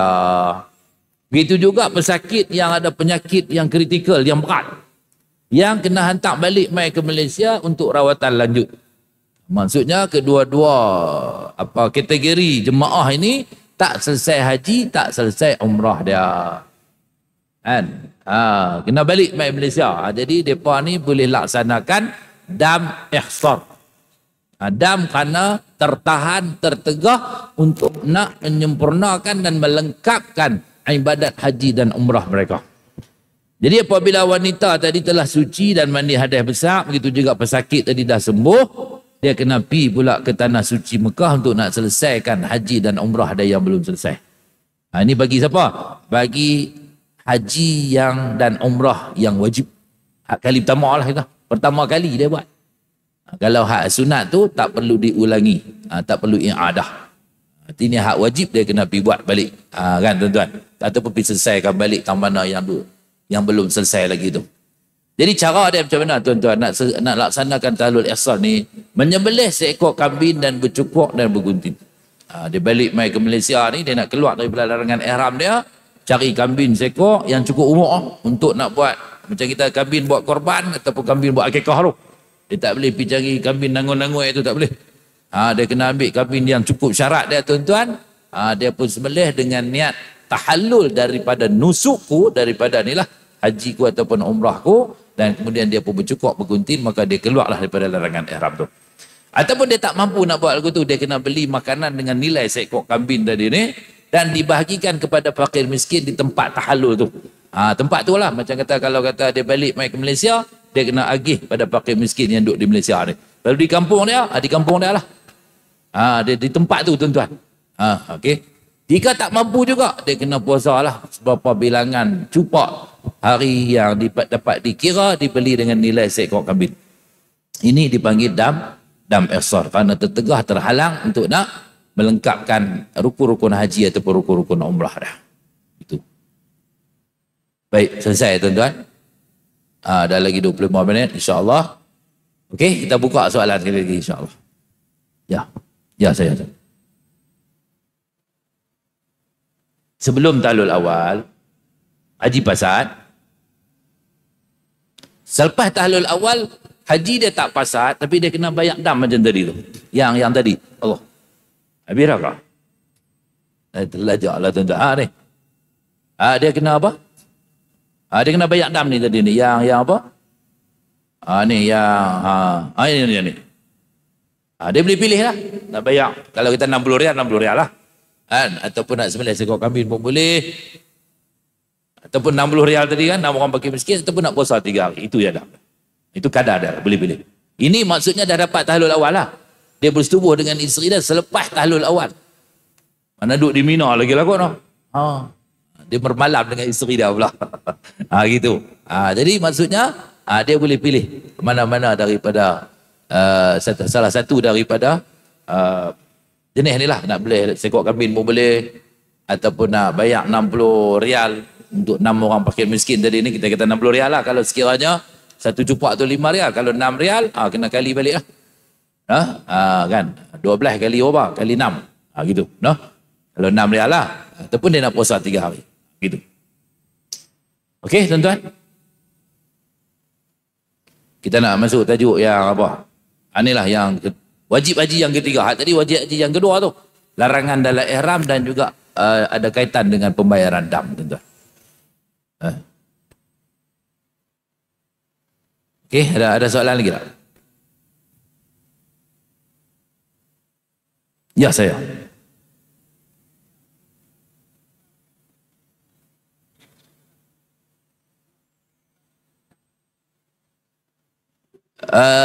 Dam ni apabila kita buat benda yang dilarang waktu dalam ihram. Ya, betul. Tapi kalau kita tak duduk dalam ihram, tak apalah. Dah tahallul lah tu. Kita keluar daripada ihram. Nak bayar tu kah? Nak bayar tu kita kena bayar kalau boleh selesaikan sebelum kita berangkat balik mai ke Malaysia dia. Bayar di sana. Pelaksanaan tu di sana, tapi nak selesaikan tu ya. Orang tak apa, sebab tu kadang kita ada panggil apa ya? Dia panggil apa? Refleksi ya. Refleksi ni muhasabah balik lah. Contohnya tuan-tuan dah nak berangkat, nak balik pergi ke Malaysia dah, esok atau lusa ni. Mungkin akan ada taklimat lah sikit. Jadi siapa-siapa yang masih ada pembayaran yang dam yang belum selesai, segerakan. Sekiranya dah balik main ke Malaysia dah tuan-tuan, baru teringat kata ada dam yang tak selesai. Yang tu tuan-tuan kena pergi cari balik lah kawan-kawan kita yang nak pergi umrah pula lepas tu kan. Kena kirim kat mereka lah duit tu. Dan mereka pula kena bawa duit tu pergi ke Mekah, kena selesaikan di Mekah. Pembayaran dan pelaksanaan dam tu di Mekah. Begitu. Gitu ya. Baik tuan-tuan, kita teruslah dengan wajib haji waktu bermabit di Muzdalifah ni. Baik, yang katakan mabit di Muzdalifah ni tuan-tuan berarti berada di bumi Muzdalifah. Berada di bumi Muzdalifah seketika di antara separuh malam 10 Zulhijjah dan sebelum terbit fajar hari tersebut. Yang ni pergerakan kita bermula daripada Arafah. Betul? Sama ada pergerakan kita tu sebelum maghrib, selepas wukuf, ataupun selepas maghrib. Itu ikut keadaan lah. Situasi pergerakan daripada maktab-maktab yang akan dimaklumkan oleh pihak tabung haji. Kan? Apabila kita dah bergerak mai tu, sampai di Muzdalifah, itulah kita sampai pukul 10 malam tuan-tuan. Tak masuk lagi waktu bermalam tu. Waktu bermalam akan masuk ketika mana selepas tengah malam. Separuh daripada malam. Ikutlah tuan-tuan, kalau kata nak kira mudah ni, kalau siang 6 jam, malam 6 jam, siang 12 jam, malam 12 jam, mungkin 12 lah kita katakan tengah malam kan. Mana selepas pukul 12 lah, itu mudah kira lah. Tapi kalau kata kadang siang panjang, malam pendek, malam panjang, siang pendek, mungkin dia ada perubahan. Waktu separuh malam tu akan berperubahan. Lihat di situ kan tuan-tuan. Jadi apabila kita duduk di Muzdalifah, kita pun dah lepas pada separuh malam dah. Dah dikira dah kita dah bermalam. Tempoh dia daripada tengah malam, malam 10 Zulhijjah tu, sampai sebelum terbit fajar, sebelum masuk subuh hari 10 Zulhijjah. Lebih kurang berapa jam tuan-tuan? 6 jam lah kira no. Dalam tempoh tu lah kita duduk. Walaupun seketika dah dikira mabit kita tu. Waktu mabit tu dia duduk hari bulan, 10 hari bulan Zulhijjah, mulai separuh malam 10 Zulhijjah sehingga sebelum terbit fajar. Itu waktu dia tuan-tuan. Jadi apa yang perlu kita buat? Waktu kita mabit di Muzdalifah tu tuan-tuan, kita boleh talbiyah lagi. Labbaik Allahumma labbaik. Talbiyah bagi haji ni dia masa dia, tempoh dia panjang. Mula daripada niat ihram di maktab kita, di hotel kita tu, kita dah boleh talbiyah. Sepanjang waktu kita duduk ukuf, kita boleh talbiyah lagi. Kemudian sewaktu kita bermalam di Muzdalifah, kita boleh talbiyah lagi. Di sepanjang kita pergerakan kita daripada Muzdalifah ke Mina. Duduk di Mina ni, di kemah Mina, boleh talbiyah lagi. Sehinggalah kita nak pergi melontak tu. Waktu kita nak melontak tu, kita baca doa melontak. Barulah habis waktu talbiyah tu. Itu tempoh dia panjang tuan-tuan. Talbiyah. Talbiyah Allah. Doa, berzikir, salat sunat, kutip anak-anak batu. Yang ni pun ingat batu dah disediakan kot kan. Dah disediakan lah kan. Kita nak ambil benda sunat tu kutip je lah tambahan. Batu-batu tambahan. Nak ambil sunat ketika mana duduk di Muzdalifah tadi. Baik tuan-tuan ya. Pengecualian mabit jika uzur. Kalau kita uzur lah. Uzur syar'i lah kira ni.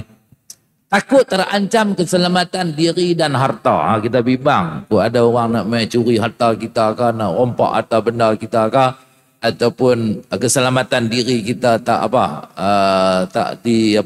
dapat dijaga apa semua, kita takut bimbang benda tu, kita pun tak mabit, tak apa, dikecualikan tuan-tuan. Ataupun kita kena jaga atau teman orang sakit. Ada orang sakit yang kita kena duduk teman dia di hospital, memang kita tak sempat lah untuk nak pergi mabit di Muzdalifah. Pun dibenarkan. Ataupun cari pekerja atau keluarga yang hilang. Cari sampai luput waktu mabit di Muzdalifah. Bukan dekat.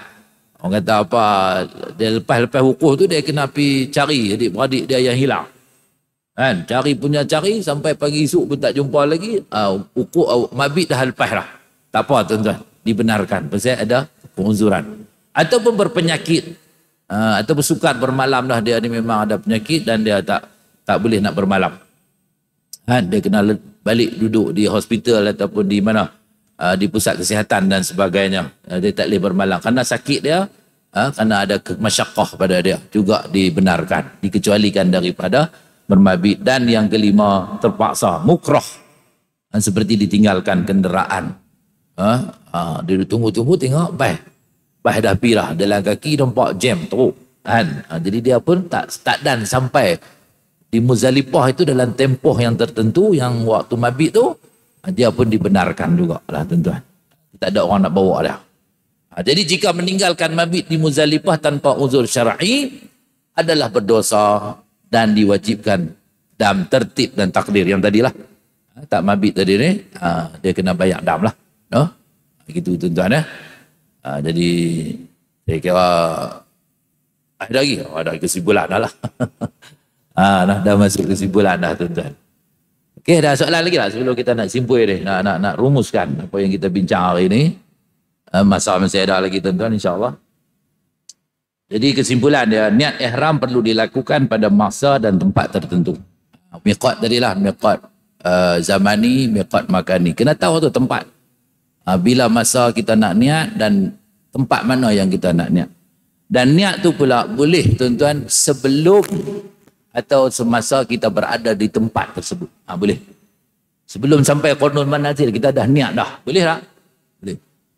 Belum sampai Bir Ali, Zulhulaifah, kita dah niat dah. Boleh. Tapi apabila dah niat, kita kena jaga larangan dalam ihram. Batu nak niat tu pun kena ambil kira lah. Jangan duk niat awal-awal sangat. Ni duk KLA dia niat dah. Tuan-tuan, nak pergi umrah lah, nak pergi umrah. Orang kata saat lagi lah kita naik kapal terbang, ambil mungkin 4 jam, 5 jam atas pesawat, ataupun lepas kita makan kali yang kedua baru kita niat. Mutawih habak dah, tapi dia pergi niat awal lagi. Dia kira-kira pakai ihram tu, nawai tu ya. Dia pun niat tu lah. Maka dia duduk di KLA tu dikira dalam ihram tak? Dikira tuan-tuan. Dia kena jaga dah 13 larangan dalam ihram. Ditakdirkan Allah pula kapal terbang delay. Delay pula 2 hari. Memanglah dia pergi hotel makan minum. Maka dia duduk 2 hari tu duduk dalam ihram dah. Orang ajak jom kita pergi Sogo. Dia pun pergi Sogo juga. Pakai ihram juga. Contohlah tuan-tuan. Nak abang kata apa? Pasal duduk dalam orang pun tengok pelik ni, siapa nak main duduk tawaf Sogo pula dah. Mereka kata kami, mereka ada niat dah. Apabila niat, dia kena duduk dalam ihram lah tuan-tuan. Gitu. Sebab tu kena alert sikit lah hal ini tuan-tuan ya. Baik, 13 larangan dalam ihram terbagi kepada tarapuh dan itlab. Dam adalah ibadat gantian berbentuk sembelihan binatang na'am atau makanan atau berpuasa atas sebab tertentu, dan bermalam di Muzdalifah ialah pada separuh malam 10 Zulhijjah, walaupun seketika, walaupun saat pun tak apa dah, dikira dah bermalam kita tu tuan-tuan ya. Baik. Okey. Wallahu a'lam bissawab. Okey, dah masak lagi tuan-tuan. Insya-Allah kita bagi peluang kat tuan-tuan lah. Sampai tu ada ayat minuman tak? Tak ada ayat minuman.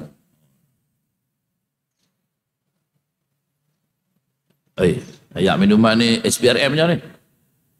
Jangan rasuah. Tuan, SPRM. Okey, ada soalan apa insya-Allah? Ya. Ya, silakan. Ada mikrofon tak? Kalau ada mikrofon lagi baik. Saya berdiri pula kan? Boleh berdiri. Ya, silakan. Patah balik pasal apa tu? Nak batai balik tak boleh tuan-tuan. Dia kena tahlul ihsar apa semua tadi tu. Itulah. Nak batai tak boleh, dia bukan main atau apa macam mana? Main cukup puyuh. Okey, ya silakan. Ada mikrofon tak tuan-tuan? Ada mikrofon tak? Kalau ada lagi bagi. Ya. Ada Ustaz. Ya. Ya, umrah. Pergi dengan travel. Ya. Sila bagi mikrofon tak? Guna mikrofon lah, kita ada rakam. Assalamualaikum warahmatullahi wabarakatuh. Keluar tajuk haji sikit lah, umrah. Jadi kita pergi dengan travel, turun di Jeddah. Jadi dah masuk kawasan Mekah yang perlu niat tu, Qarnul Manazil. Jadi turun Jeddah, kemudian kita menghala ke Taif. Ya. Kemudian kita dah masuk kawasan niat dah, tapi tak niat lagi. Ya. Kita pergi Taif, kemudian masuk niat di Qarnul Manazil tu. Boleh. Apa hukum dia? Boleh, baik. Terima kasih Tuan atas persoalan. Saya jawab soalan ni dulu lah, Tuan. Sekejap. Okey, ini situasi baharu. Ustaz, lepas tanya soalan, mic tu tutup. Aku dalam. Baik. Okey, pergerakan ni situasi baru tuan-tuan. Ada jemaah yang pergi masuk Taif dulu. Baik, daripada Taif, daripada Malaysia, tak pakai ihram lah no? Tak pakai. Betul, tak pakai kan? Sebab kita akan masuk ke Taif. Kan? Penerbangan ni contohlah begini ya. Daripada Kuala Lumpur, turun Jeddah turun Taif. Betul? Kan? Maka jemaah tadi tak pakai ihram, di KLA tak pakai ihram, atas kapal terbang pun tak pakai ihram, sampai di Qarnul Manazil pun tak niat ihram, dan turun di Jeddah pun tak niat ihram, dia pergi Taif dulu. Apabila pergi Taif, kemudian bermalam lah di Taif, kata-kata satu malam, tidur kat hotel itu dah melawat apa semua dah. Ladang Ros lah, Masjid Abdullah bin Abbas lah, apa semua, kena mandi kambing dia, yang apa semua lah. Kan? Lepas tu hari mereka nak berangkat tu baru mereka pakai ihram, betul? Dan mereka akan niat tuan-tuan di Qarnul Manazil, jalan darat. Dia bukan jalan udara, sebab atas kapal terbang tadi dia melintasi dah Qarnul Manazil. Betul? Dan kemudian mereka akan apa? Mai tidur di Taif satu malam. Hari yang mereka nak bergerak, nak pergi Mekah tu, baru mereka akan lalu naik bas lah kita kata, sampai di Qarnul Manazil. Maka mereka akan niat di situ. Dibenarkan. Boleh? Boleh buat macam tu. Sebab apa? Sebab miqat yang sama. Miqat sama tak? Naik kapal terbang kan tuan-tuan? Miqat tu sama lah, Qarnul Manazil juga. Kemudian besoknya, daripada tidur semalam di Taif, mereka nak pergi ke Mekah pun, mereka akan melalui miqat yang sama. Maka dibenarkan untuk mereka laksanakan sebegitu. Maksudnya daripada Malaysia tak perlu pakai ihram, sampailah di Taif pun tak pakai ihram lagi. Hari mereka nak berangkat daripada Taif tu, barulah mereka pakai ihram dan mereka akan berniat di Qarnul Manazil, jalan darat, ataupun disebut As-Sailul Kabir itu. Okey? Allahu a'lam bissawab. Okey, silakan. Ada soalan tadi. Yang cuba bagi kat muslimat tak? Masih?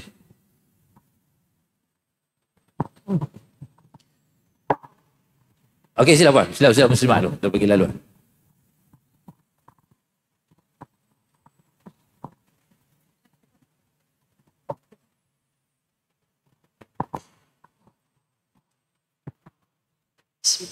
Assalamualaikum Ustaz. Assalamualaikum. Saya nak tanya tadi yang wanita yang dia tak yang haid tu, yang dia tak dapat menunaikan tawaf haji ataupun umrah. Sekiranya dia tak mampulah nak menyembelih seekor kambing. Kemudian dia balik ke Malaysia, tak sempat nak tawaf jugalah kan. Lepas tu dia nak kirim, kata nak bayar dam tu kat rakan yang pi umrah tu, umrah. Okey, masa dia balik Malaysia tu, adakah dia dalam ihram ke ataupun dia dah halal dah? Tapi dia tak melaksanakan dam lagi lah. Macam mana Ustaz? Dia isu dia di mana tadi tu? Dia tak dapat tunaikan tawaf ke atau Ya, sebab disebabkan haid. dia pergi umrah ke atau pergi haji ni? Haji. Haji begini tuan-tuan. Haji ni kita ada satu orang kata fleksibel lah, fleksi sikit lah. Sebab apa? Sekiranya wanita yang dalam keadaan haid, kemudian kita syorkan untuk mereka niat bersyarat.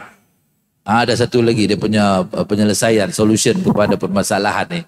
Niat bersyarat tu contoh begini ya. Tambah-tambah bagi orang perempuan yang pergi Mekah, sama ada pergi umrah dalam tempoh yang terhad ataupun haji dekat dia nak balik lah. Kita katalah lusa nak balik, hari ni nak pergi buat umrah sunat.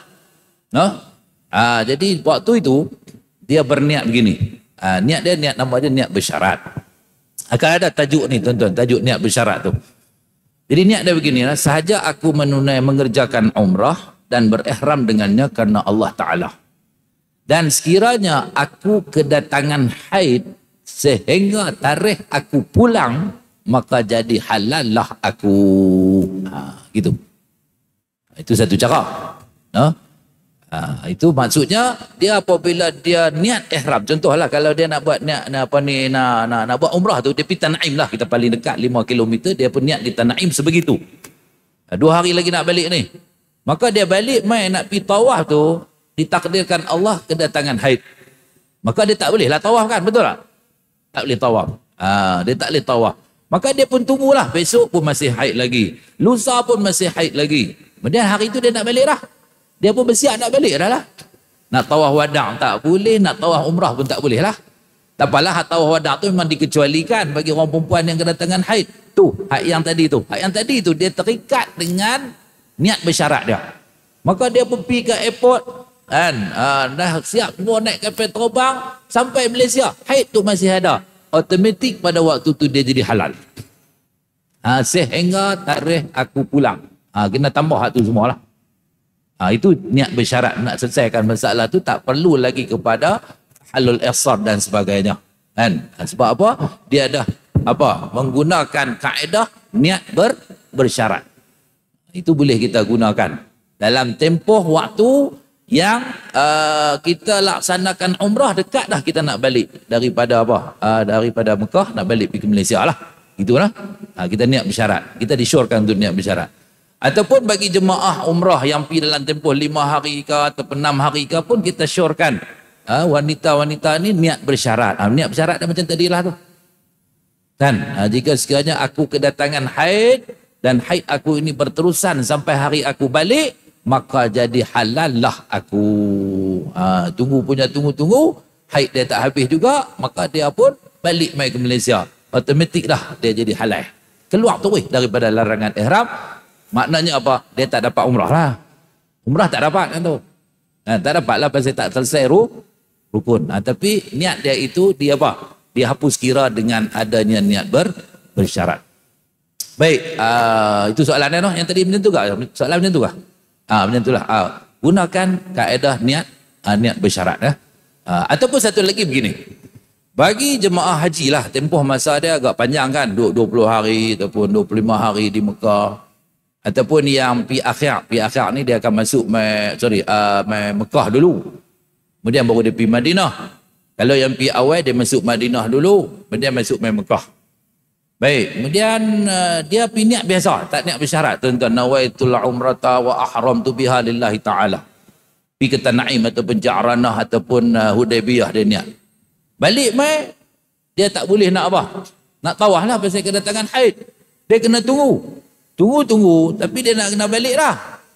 Jadi dia boleh laporkan pada pihak tabung haji bahagian penerbangan untuk adjust penerbangan balik dah. Ada orang tuan yang dia pergi naik dia Lodestar, tapi balik mai turun Kuala Lumpur.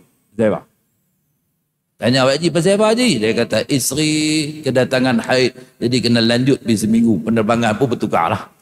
Tapi selalunya boleh kot Tuan Haji Amri lah. Itu dibolehkan lah sebab penerbangan haji banyak tuan-tuan. Dia banyak penerbangan. Kita boleh adjust. Boleh orang kata apa? Boleh buat penyelarasan semula. Jika sekiranya ada keuzuran yang sebegitu. Dan jika-jikanya dia tak niat bersyarat. Jadi nak kena tunggulah. Tunggu bagi selesai haid dia. Suami pun kena tunggu juga. Kalau pinggan suami. Suami pun kena tunggu juga. Dia jadi balik lewat sikit lah daripada orang lain. Dulu dia pergi dengan kawan-kawan dia naik Al-Ustaz turun Madinah. Dulu penerbangan terus tuan-tuan. Lepas tu Madinah mai ke Mekah. Mekah nanti balik mai ikut Jeddah. Jeddah balik terus turun Al-Ustaz. Tapi kali ni dia tak balik dengan kawan-kawan dia lah. Pasal dah isteri dia haid. Dan kemudian dia kena lanjut lagi seminggu contohnya. Jadi dia akan balik dengan penerbangan yang lain lah. Kawan-kawan dia semua balik turun Al-Ustaz. Dan dia akan turun di KLA ataupun di Penang dan sebagainya lah. Begitu. Untuk musim haji lah tu no. Kalau kata umrah ni tu panjang sikit lah. Nak kena top up duit lah apa semua, nak duduk di sana apa semua, tu panjang cerita. Jadi kita syorkan untuk perempuan gunakan niat bersyarat. InsyaAllah yang tu berkenaan dengan niat bersyarat tu akan dikupas, akan diulas dalam ada tajuk kita kan, tajuk berkenaan dengan umrah, niat bersyarat dan juga tawaf wada'. Saya ingat ada slot tu tuan-tuan. Itu lebih untuk keterangan lebih lanjut lah itu insyaAllah. Wallahu a'lam bissawab. Baik, ada soalan ni tuan-tuan. Sekiranya jemaah meninggal sebelum bayar dam, siapa yang kena bayar dam ataupun bagaimana cara dam? Jemaah ni meninggal di mana ya? Di Mekah lah kan. Kemudian ada dam yang dia nak kena bayar. Mungkin ada kesalahan dia sebelum tu. Itu yang kata apa? Tertanggung atas zimmah dia nak bayar dan dia matilah kan. Jadi waris dia lah pula kena bayar bagi pihak dia. Kan? Gitu. Kiranya apa? Dia meninggal ni mungkin selepas haji lah kan. Kalau kata sebelum haji tu, haji dia akan dibadalkan lah. Kan? Yang ni dah. Dia dah meninggal, maksudnya dah selesai semua dah. Dekat nak balik, meninggal. Lepas tu isteri dia tahu, kata dia ada kesalahan-kesalahan dam yang perlu dia lakukan. Maka ambil tanggungjawab kepada waris untuk nak selesaikan dam bagi pihak dia lah. Gitu Wallahu a'lam bissawab. Baik tuan-tuan, 10.59. Tuan-tuan duk tengok muka saya, muka jam, muka pintu. Faham lah tuan isyarat tu kan. Dan Tuan Haji Amri, buat ada apa-apa maklumat, info daripada pihak tabung haji, silakan. Boleh lah. Ada lagi soalan? Ada lagi soalan tak? Buka lagi soalan, boleh insyaAllah. Ya saya. Maksudnya tu.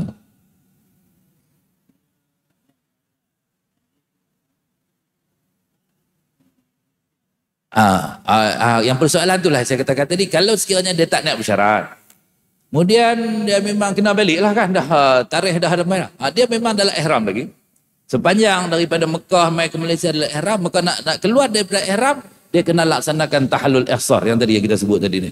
Tahallul ihsar yang ni, yang kita sebut dah tadi ni tuan-tuan. Yang ni lah, ni tahallul ihsar. Dia kena balik mai Malaysia ni, sebelum nak balik pun kena bagi tahu dah, cari kambing seekor. Kan? Kambing yang cukup umur, yang boleh layak untuk nak buat korban, nak buat akikah. Balik mai, dia masih dalam ihram. Tapi dia kena sembelihkan kambing tu dulu. Dia menyembelih seekor kambing dan bercukur ataupun bergunting lah, bagi orang perempuan ni bergunting lah. Lepas sembelih tu baru bergunting. Itu dia ada kaedah dalam pelaksanaan tahallul ihsar. Dia ada tempat di sini. Kan? Dia buat di Malaysia ni. Ataupun kalau tak mampu, dia kena beli makanan dengan nilai seekor kambing tadi ni dan diagihkan di tempat tahallul tu, di tempat kita tu lah. Begitulah kaedah penyelesaian dah. Allahu a'lam. Ustaz. Ya saya. Ada soalan online ni. Soalan online mana tahu lah. Panjang sikit Ustaz. Ustaz boleh ni lah. Ada satu soalan ni. Bagi jemaah yang pitam seketika. Apa tu? Apa? Mana satu main makanan buat main. Ya soalan tu macam mana? Soalan Panjang sikit Ustaz lah. Ringkaskan boleh tak? Okay, bagi jemaah yang pitam seketika, kejap lah, ketika tawaf dan sa'i, adakah perlu mulakan dari mula pusingan satu pusingan kembali tawaf atau teruskan pada pusingan yang dia pitam saja tetapi mesti berwuduk kembali? Manakala bagi sa'i adakah sama? Terima kasih Ustaz. Baik, terima kasih. Dia apa? Muntah tadi? Pitam. Oh pitam. Saya dengar macam muntah.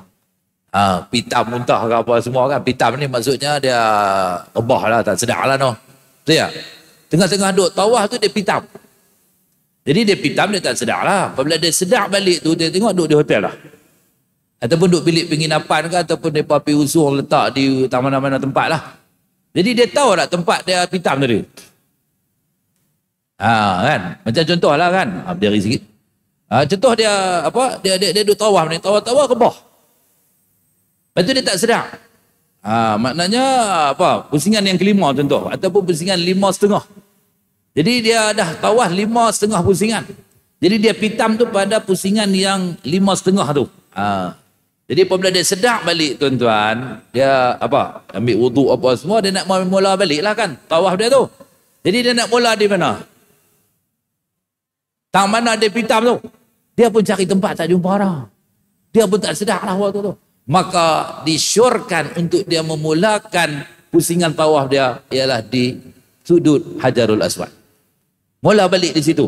Had 5,5 tu jangan duk ambil kira dah had setengah tu. Kira 5 saja. Boleh? Sa'i pun sama. Sa'i pun sama. Sa'i pun sama juga.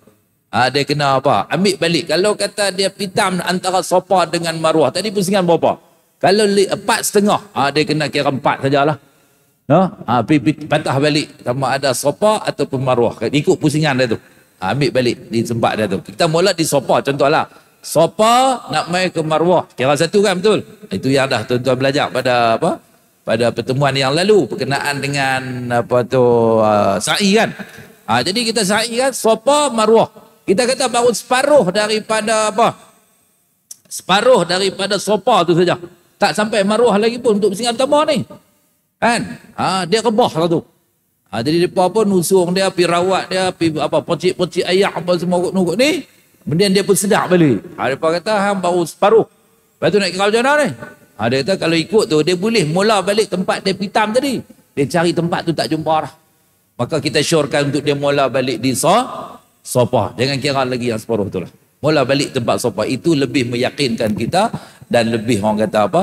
Mententeramkan hati kita lah. Kita mula balik di tempat yang sama ada Safa ataupun Marwah itu. Ikut pusingan kita lah. Tak perlu kita duduk cari balik tak mana tempat ponti tadi, tak mana tempat kita pitam tadi. Tak perlulah. Kita mula balik. Kalau tawaf, kita mula balik di sudut Hajarul Aswad. Kalau 5, 6 pusingan itu pusingan 6,5. Jangan kira dah had setengah tu. Kira yang 6 aja, tambah lagi satu pusingan untuk melengkapkan 7 pusingan. Gitu tuan-tuan ya. Baik, terima kasih. Wallahu a'lam bissawab. Ya. 11:04 minit. Okey. Okey tuan-tuan, ada soalan ni insya-Allah?